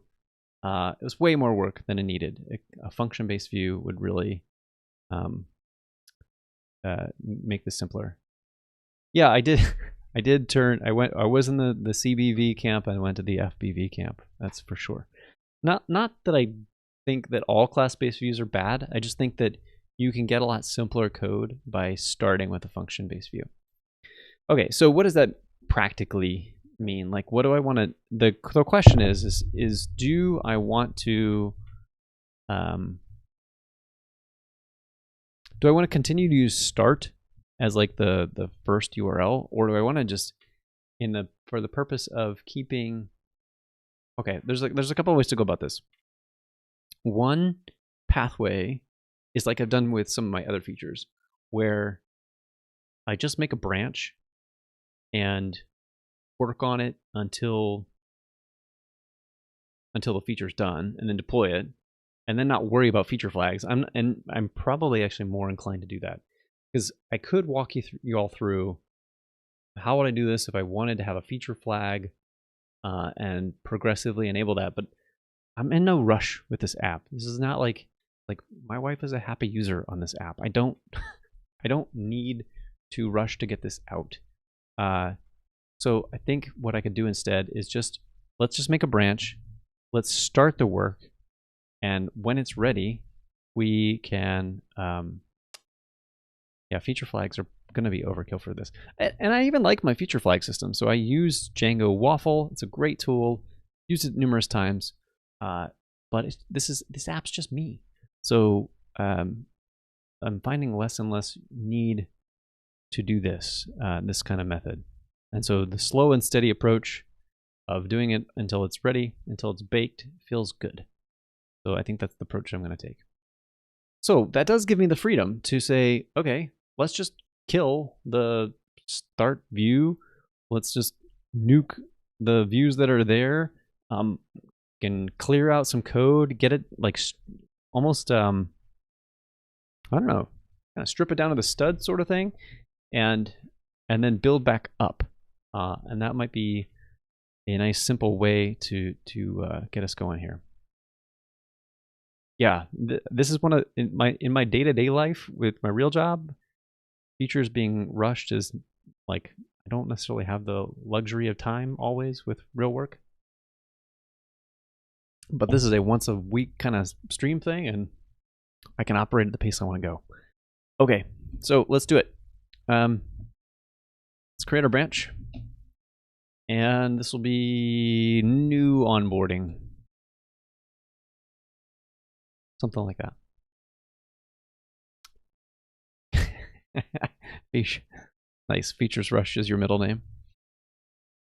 Excellent. I approve.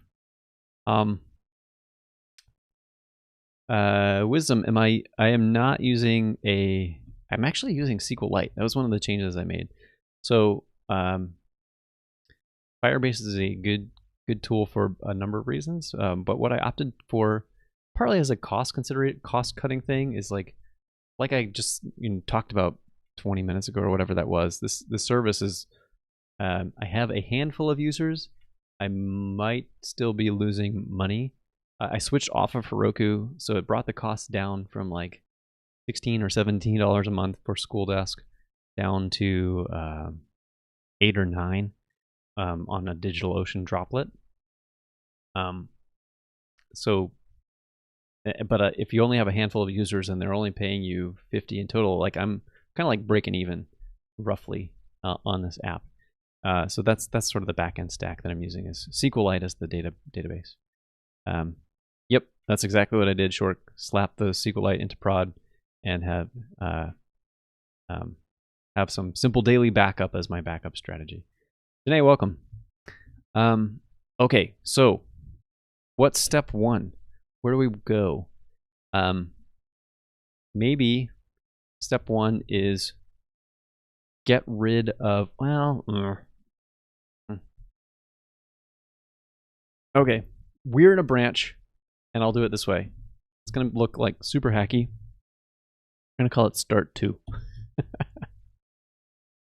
It will not be the final name, but that's okay. It's okay to do it this way. So we're going to have, yeah, I guess I could be writing some better documentation here. That's true too. So do I have a doc? The problem is I have my documentation directory, but it's like user documentation. It's the things that somebody sees on the real site. So I don't even have like dev docs. So I think I just like use the README as a scratch pad. That's one of the problems with this app is that it's kind of a mess of like things that I was running. My README is, even this is not very long. So I was doing like market research and links I was finding, and I think I deleted a bunch of this stuff too. Just, yeah. Call it onboarding. So maybe I should make a place for more specific documentation. Or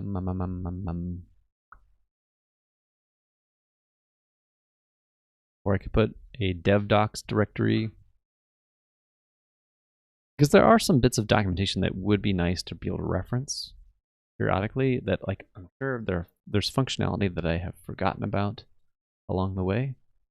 Let me just take a look at the docs. Did I mix up stuff in there? Because it... No, this is definitely all a Sphinx project. So I have Sphinx to actually have the documentation. Okay, let's throw it in the README for now. And if I change my mind about like a better place, I can put it in there later. So we've got market research, blah, blah, blah, blah.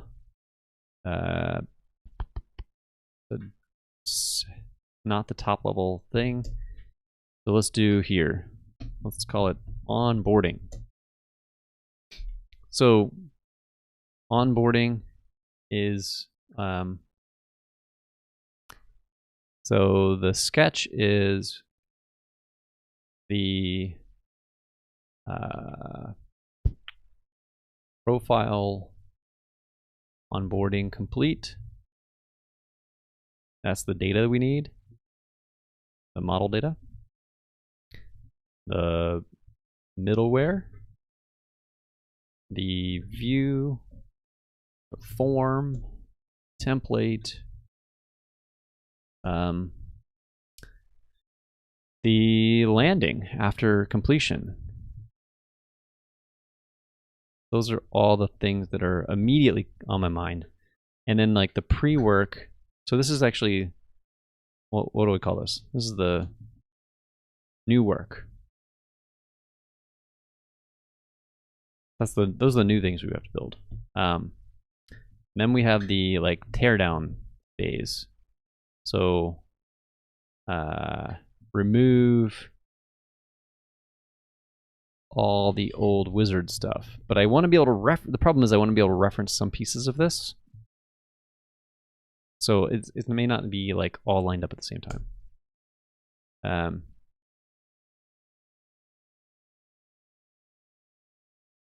Do I have all auth info? Oh yeah. You're right. In that view, I think what you're saying, John. I think I see. So yeah, there was in the start URLs, or well, this will get us to there. There was some stuff. This is this what you're talking about? This like cookies cleanup stuff. This is the nice part of, we got rid of all auth, so I can just delete this stuff and not have a problem, I think. Yeah. The other bit we'll have to be careful of is like where to sequence the middleware so it ends up in the right place. Because I don't know. If I've not done this, I've done this a little bit actually. So there's actually an already existing middleware. This is the challenge, or this is a challenge with this. We have this, I think it's this one. Yeah. There's already some middleware that if you are, because this app has a trialing period and it has an active user and there is an expired status. And if you're expired, you're supposed to go into a different bucket. So there's already something that like limits what pages you would go to based on this status. So this other onboarding check that we're going to be adding, I don't know which middleware I want to put it in right now and what order, because the middleware acts like layers. And what do I want to permit versus not permit is one of the big questions here. Because I could see these conflicting with each other. Let's say here's one of the potential bad states that you could end up in. I could have a state where somebody has logged in or they created an account, they go to the page, maybe they decide, oh, you know, this isn't right for me, right? And this is very hypothetical. Maybe it's not worth trying to address. They go to the page and check it out initially and see there's a form there. And you're like, actually, you know what? I'm not ready for this. I want to create a school year. I'll try this later, is what they tell themselves. And they don't pay attention to the fact that it's a 2-week trial. And so they never finish onboarding. And so their state is always desires to send them to that onboarding page. Then you could have the conflicting condition where 2 weeks passes, their trial expires, and their account status is moved from trialing to trial expired. And that, I can just tell you directly, trial expired is not an active status. So it's one of these ones where they would be redirected to a certain page in order to say, hey, if you want to continue using this, you need to go in and sign up here. So that's a problem, right? Like that's a problem if, what do I do in that state where someone should be seeing the onboarding flow, but their trial is expired? Are they supposed to still see the onboarding flow indefinitely, or what's the behavior? So I think that is one that we want to check on. There's actually, you know what, as I'm seeing this, y'all, I think for the time being, I'm going to, there's nothing present in this list that is not present in my issue, or if there is changes here, I should record it in the issue, and maybe the issue informs documentation that we build or not, but I think I want to capture it over there because it's easier to have a checklist over here. So let's go over this and put the things that we were putting there. So we'll put in a item here that is for remove old wizard views. So that gets rid of this. And it also helps simplify of like, where am I looking for stuff? We've already got the onboarding complete on this. That sticky is like, there we go. Okay, Alt tab was messing up. So we were going to have the middleware. We're going to need add the start view, add template, add landing after completion. Okay, those are all the main elements. As a bonus, I liked I like Ron's idea of like date picker. Maybe that's a good thing to have. Or bonus of, at the very minimum, placeholder text that represents the current year and current year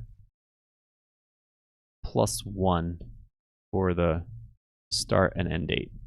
Those are, I think that's because I see that like 2020 thing on the placeholder for the school year. And it's like, ooh, that doesn't feel right anymore. That's old. It just smells. It smells old, right?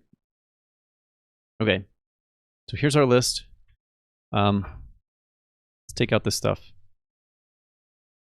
Plus, it's sort of behind my head, harder to see.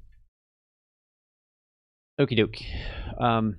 We then can take, what do we need? Let's just start from the start with a view. So let's make a view and we'll call it onboarding. Sure. Or yeah, views, onboarding start. Whoops, onboarding start. Okay, it doesn't like that yet, which makes sense because we haven't created that view. Let's make a function view. We'll have onboarding start. And while we're working with this stuff, we can take all the authorization stuff off of it. Well, we might need a little bit of stuff. Let's just make a very quick thing really quick. So we'll do render. It takes a request. It takes a template name, which will be core onboarding start HTML. It's going to take well, I don't know if there will be context yet, so we'll just use an empty dictionary for the moment. And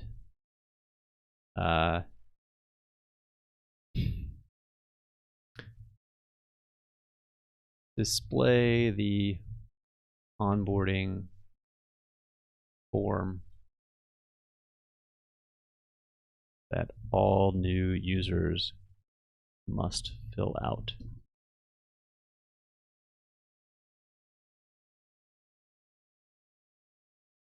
Oh, that's an interesting idea. So, Ron, you're right. Like, if I wanted to do fragments and have it be like a dynamic, if I find, I'm going to attempt to,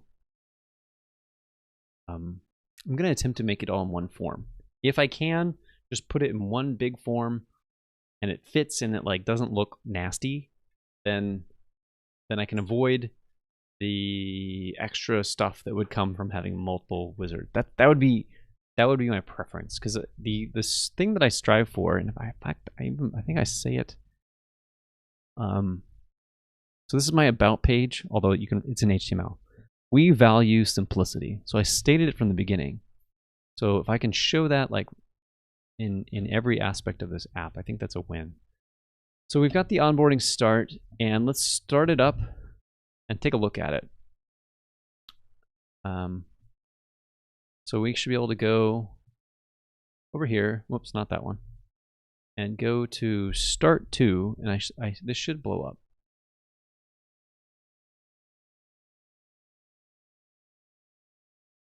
Ron, you're correct. Some of that stuff will need to exist. So it's I can do a validation on the form, and then the save operation of the form will sequence those. And if I validate all the input parameters that are, like if it's a valid date, maybe I have to pass it through some specific school year validation. So there's a validation check on the school year that makes sure that it's not too far apart, or not too big. Like I have there's some validation checks in there that says like you can't have a school year that is 10 years long or over. I think it was over like 500 days or something like that.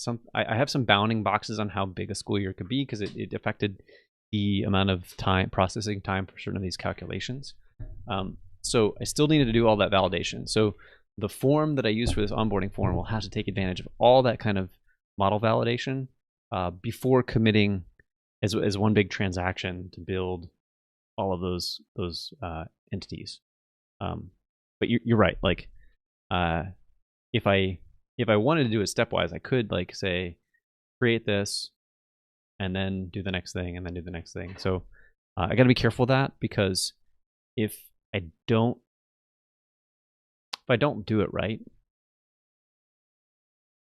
well, maybe I wrap it all in a big transaction, and if anything fails, the database can roll all that back. We'll play with that, but it'll be something to consider.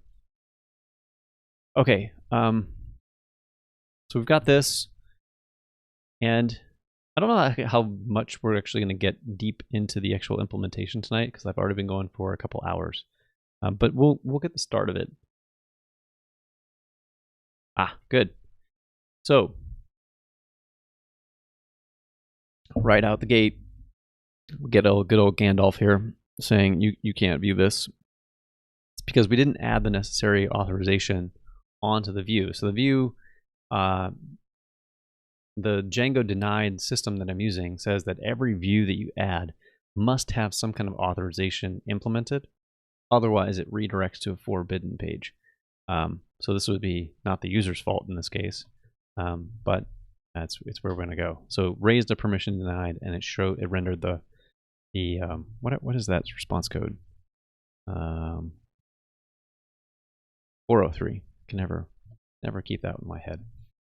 So we got to start by doing. We want anybody to come into this. There's no like data restriction on this. So when we say authorize like this, and then we say the authorize has an authorizer.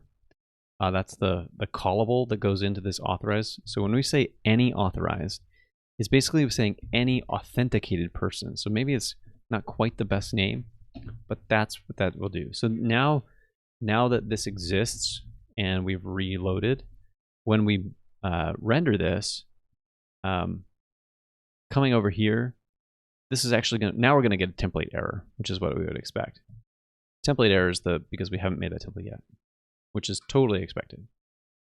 But that was good to see that, okay, you need some kind of authorization. That's actually the point of Django denied, is to make sure every page has that I've forced myself to think about authorization.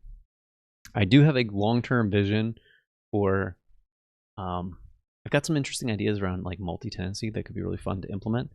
But I want to make sure that the member experience is good before getting into some of the more esoteric things. I could potentially use a form set. You're right, John. Well, form sets are like for creating multiple of the same type, right? I know that there's also some projects. I used one at my last job, which was a Storybird. It was an education ed tech company. There was a Django form wizard library. I can't remember what it's called. Form tools, maybe? I don't know. It was a multi-step thing that allowed you to effectively make wizards, and you like collect the data.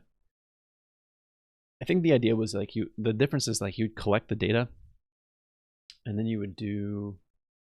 I don't remember if it would keep it in session state. I don't remember all the details, but at the end of your form, then you'd be able to process it all. So there's form sets, which are like we've used form sets in this app somewhere. Course views, bulk form set. Yeah, okay. I did use form sets when we needed to make multiple of the same kind of thing.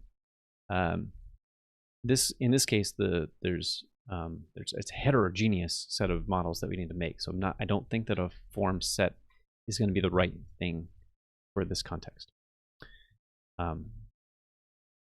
Okay, so now we need a template. Let's start from the start template. Let's go core start. And let's take all this stuff, and then we're in the core area. We're already in the right spot. So we'll just create a new file called onboarding start. That's the name that I gave it, HTML. And we'll paste this in. So we should see everything that is on the start page. Great. Okay. So here's where this gets potentially gnarly. I don't want to use the base. So we're deriving from the base template here. And we're loading in static assets. We have the head title.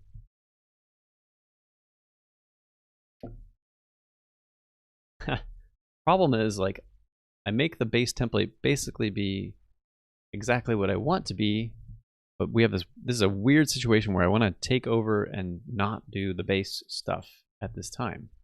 But if I don't do the base stuff, what am I missing? I'm missing all the the metadata, which, okay, that's not a big thing, I suppose, but maybe there's the right tool here. So we have block navigation. So what if we take that out? Let's override it.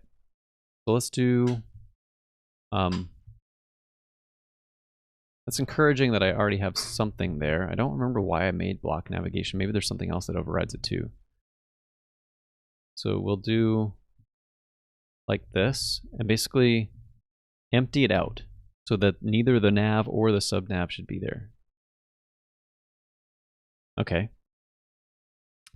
And then I suppose, okay, let's go a little bit more and let's include the nav, but not the subnav. And what would that do? The downside of this approach would be they'd be able to click this. But if we have a middleware ultimately that's like checking and says, are you onboarding? Do not pass go, do not collect $200, go straight back to start if you're not in the start view as either a get or thanks Apple, as either a get or a post request. That thing threw me off. Then come back to this page again. That would be unfortunate if they had filled out their page, but okay, whatever. The other bit here is I want even to go so far as I don't want any of these links to be accessible. Like literally nothing should be here. It should be all focused on you are here because your mission is to complete this onboarding flow. So is there like a way to override the footer right now? No. So maybe we need a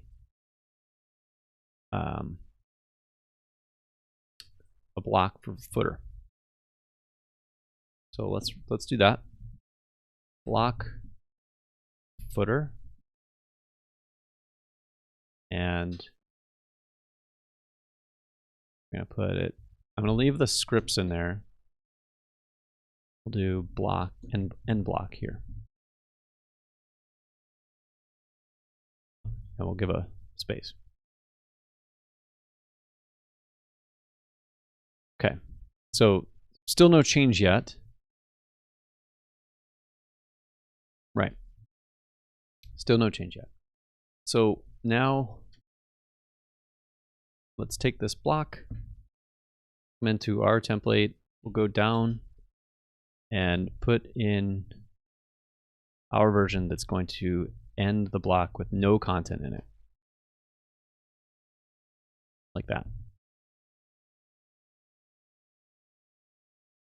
So got rid of the footer.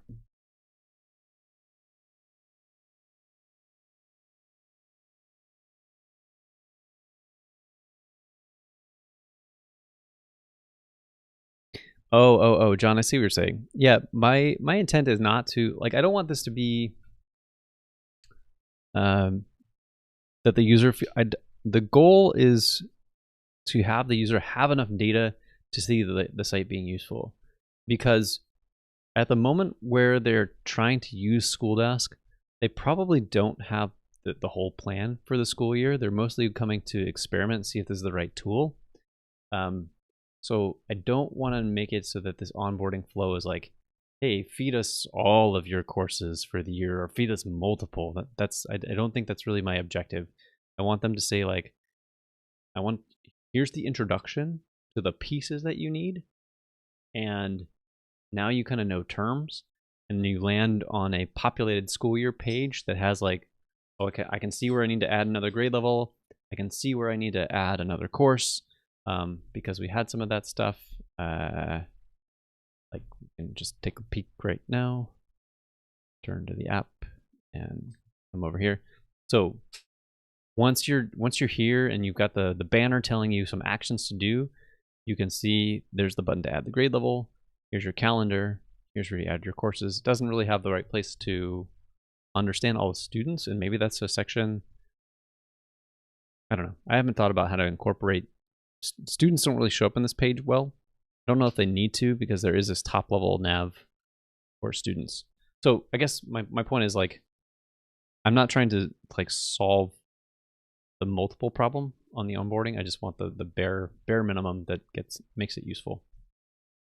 Okay, so we're at this page. I think if we keep trimming down, we can get rid of the start banner. That won't be needed because everything will be in one step. So you're like getting more and more simplified experience. I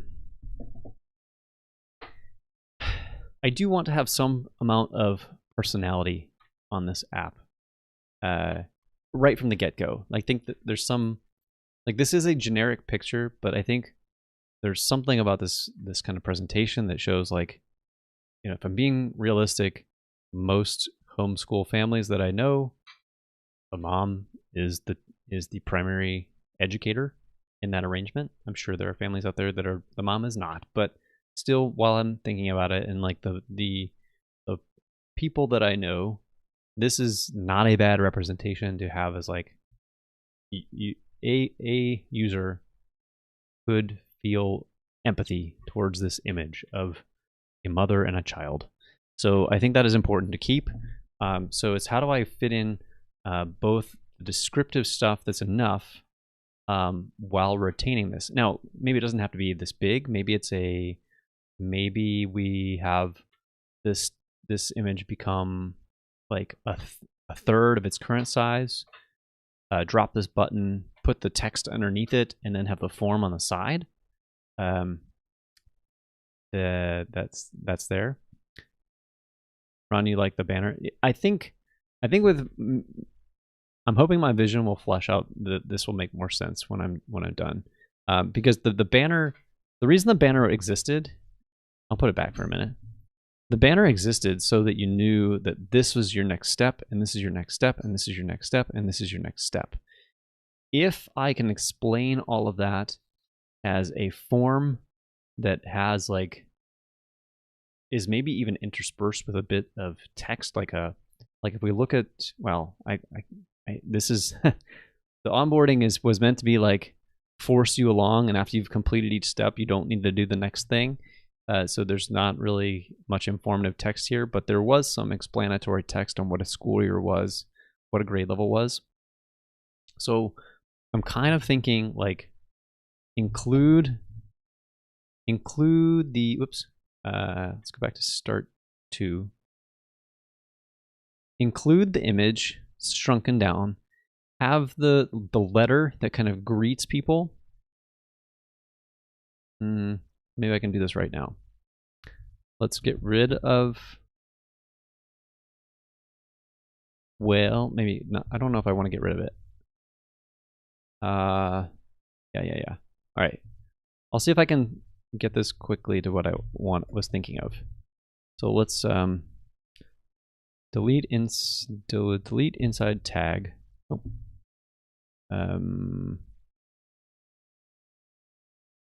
Delete inside tag all of that content, paste it here.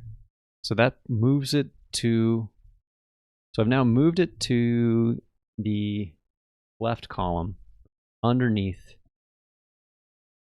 over here. Looks stupid right now because it was center aligned, but that's where it is. So let's come up to the top. Let's take off the text center, move that over. Let's move the button to the other column. Hold on.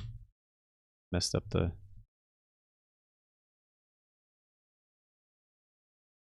Take the button.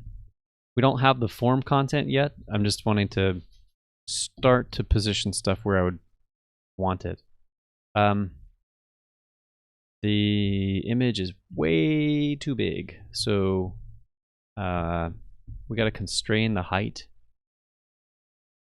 I don't know. Height. What heights do I have available? Height 48, maybe?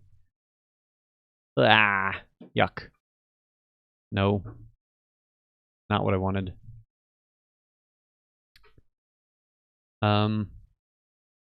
Well, rats. Why did it not constrain? Oh, it's not in a div. Maybe that's part of it. All these, well, it shouldn't matter. I don't think it would matter. Well, shoot. That's not what I wanted. Okay. Point being, though, imagine, we'll keep working on this. Imagine this is much smaller. So not this gigantic image. So we still have the, like, the welcome image and the greeting. And then we get the form element. Maybe there's like help text with each one. I'm not sure yet. I'm gonna get some, we'll probably like hack and slash from the other forms, the other start forms, and just drop them in here initially until it kind of looks right. And then we'll change set up your school desk to I don't know. Start planning. I hate it's awful. So that'll be after you filled in everything in.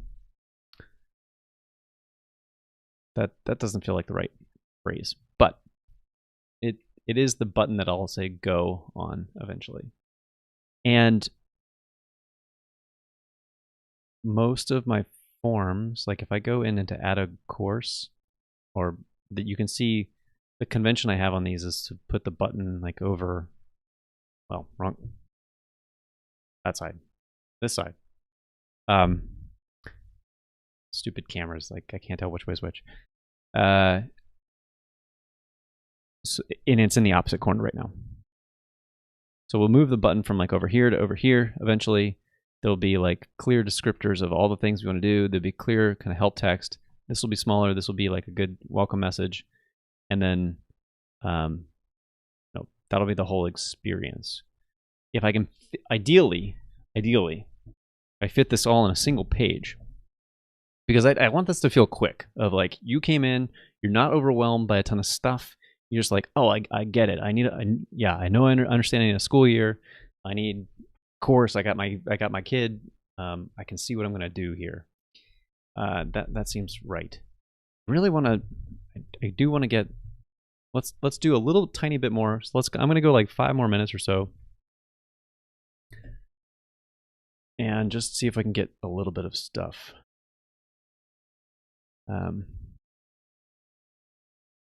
Yeah, Ron, I feel that too, trying to get everything to look right. Like, and I think that stuff matters. Like, people value, there's, it's an indication of quality. Like, if you actually have something that looks nice and aesthetically pleasant, then people will give you a little bit more leniency. If behavior's a little wonky, that's not my objective for why I would do it, but that is an aspect. Okay, so an SVG or an image tag, I should be able to, oh, you know what it was? I set the height on the div, and I should have set maybe the height down here. So let's add class equal height. I think it's 48. I think that's a permissible one. Yeah, there it is. Okay, too tiny. 64. That might be the biggest one though. Okay. So then we're in the right ballpark. Can I do text center? Is that going to be a cheap and easy way to do this? Nope. How about MX auto? Cool. Okay. That's feeling a little bit better. Okay, there's no support email address plugged in.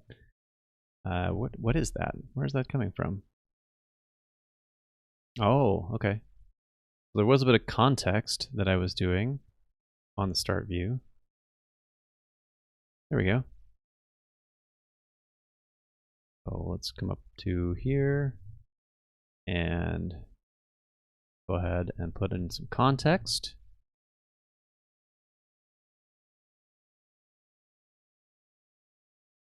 We'll say support email.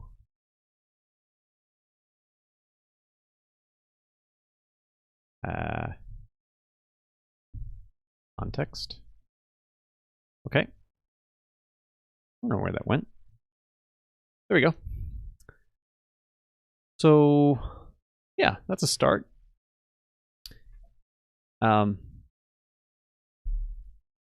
I don't know that this is, we're going to see very quickly if there's enough spacing between these that this is going to look right. This also feels, was it always that wide? Really?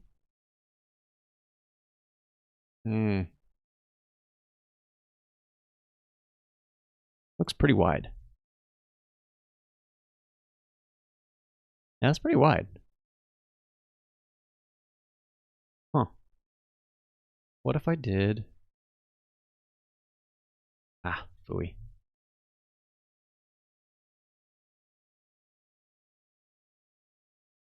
So I do want to wrap this all in a div so we can control the look and feel of all these words. And let's go ahead and indent this stuff so I know. And we'll do class max width Excel, maybe? I don't know how big that's going to be.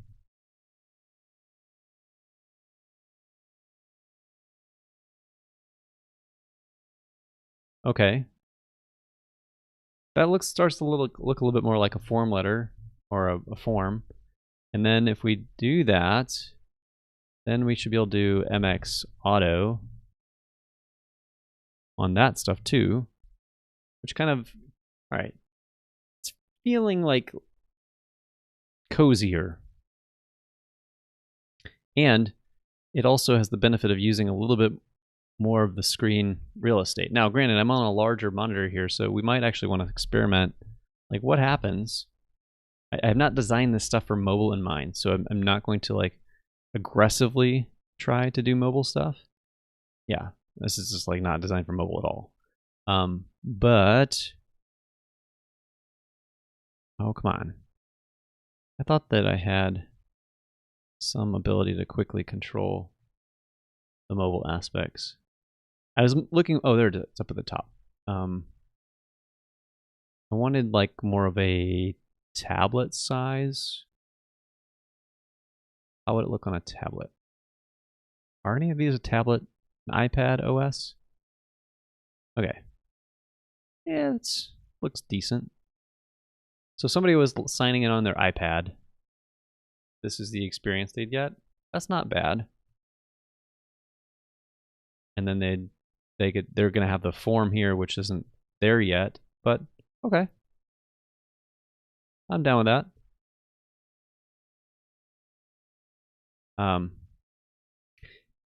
Ron, I would agree with you if I knew. So the problem is I know that I've not designed this app to be mobile friendly. So I don't want to give the illusion that you can come in here and start using School Desk and that it will be optimized for mobile. Like none of this page, I'm pretty sure none of it is mobile friendly. So here's the iPad. Here's Pixel 5. Okay, a tiny bit maybe. All right, I guess I lied a little bit. So, but I certainly didn't try hard on all this stuff. It's not mobile friendly throughout, particularly if I don't have a good data setup. There's a problem with like testing this. I need to create like some kind of seed data so that when I work on School Desk, I could quickly fire up a test account that has some like populated data. Don't have that right now because what I'd want to show you is like this page. This page is like the page that people really like spend their time on. It's where they would see, you know, is the task done?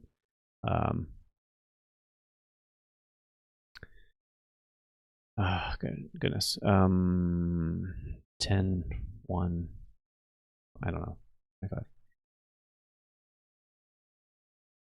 So, sorry.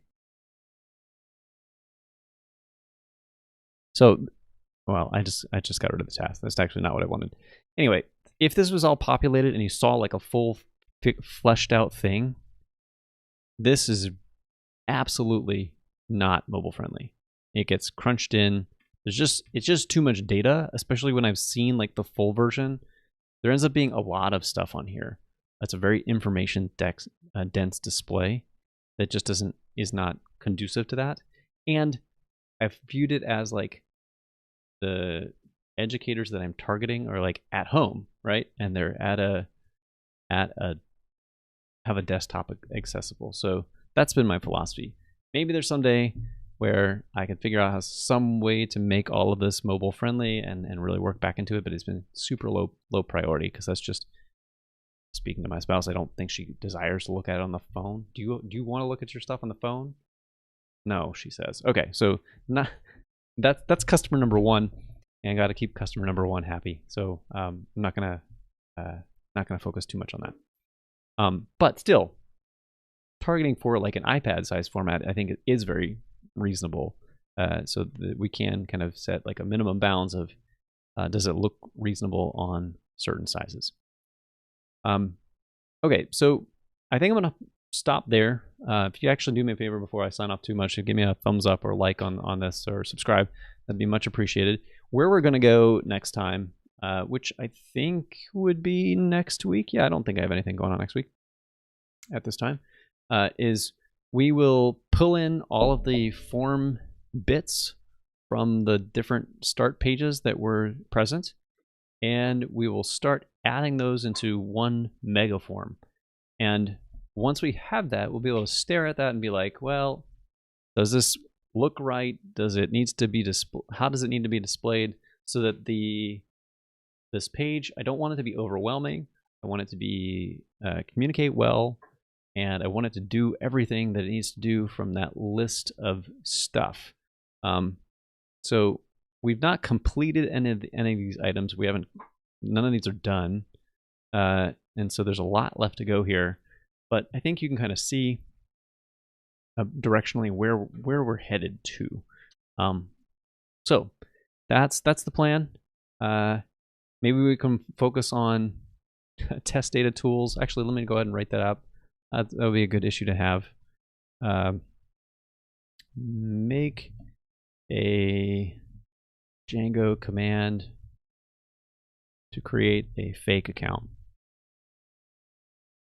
with test data. We can use Django. We can use Faker. Yeah, use Faker.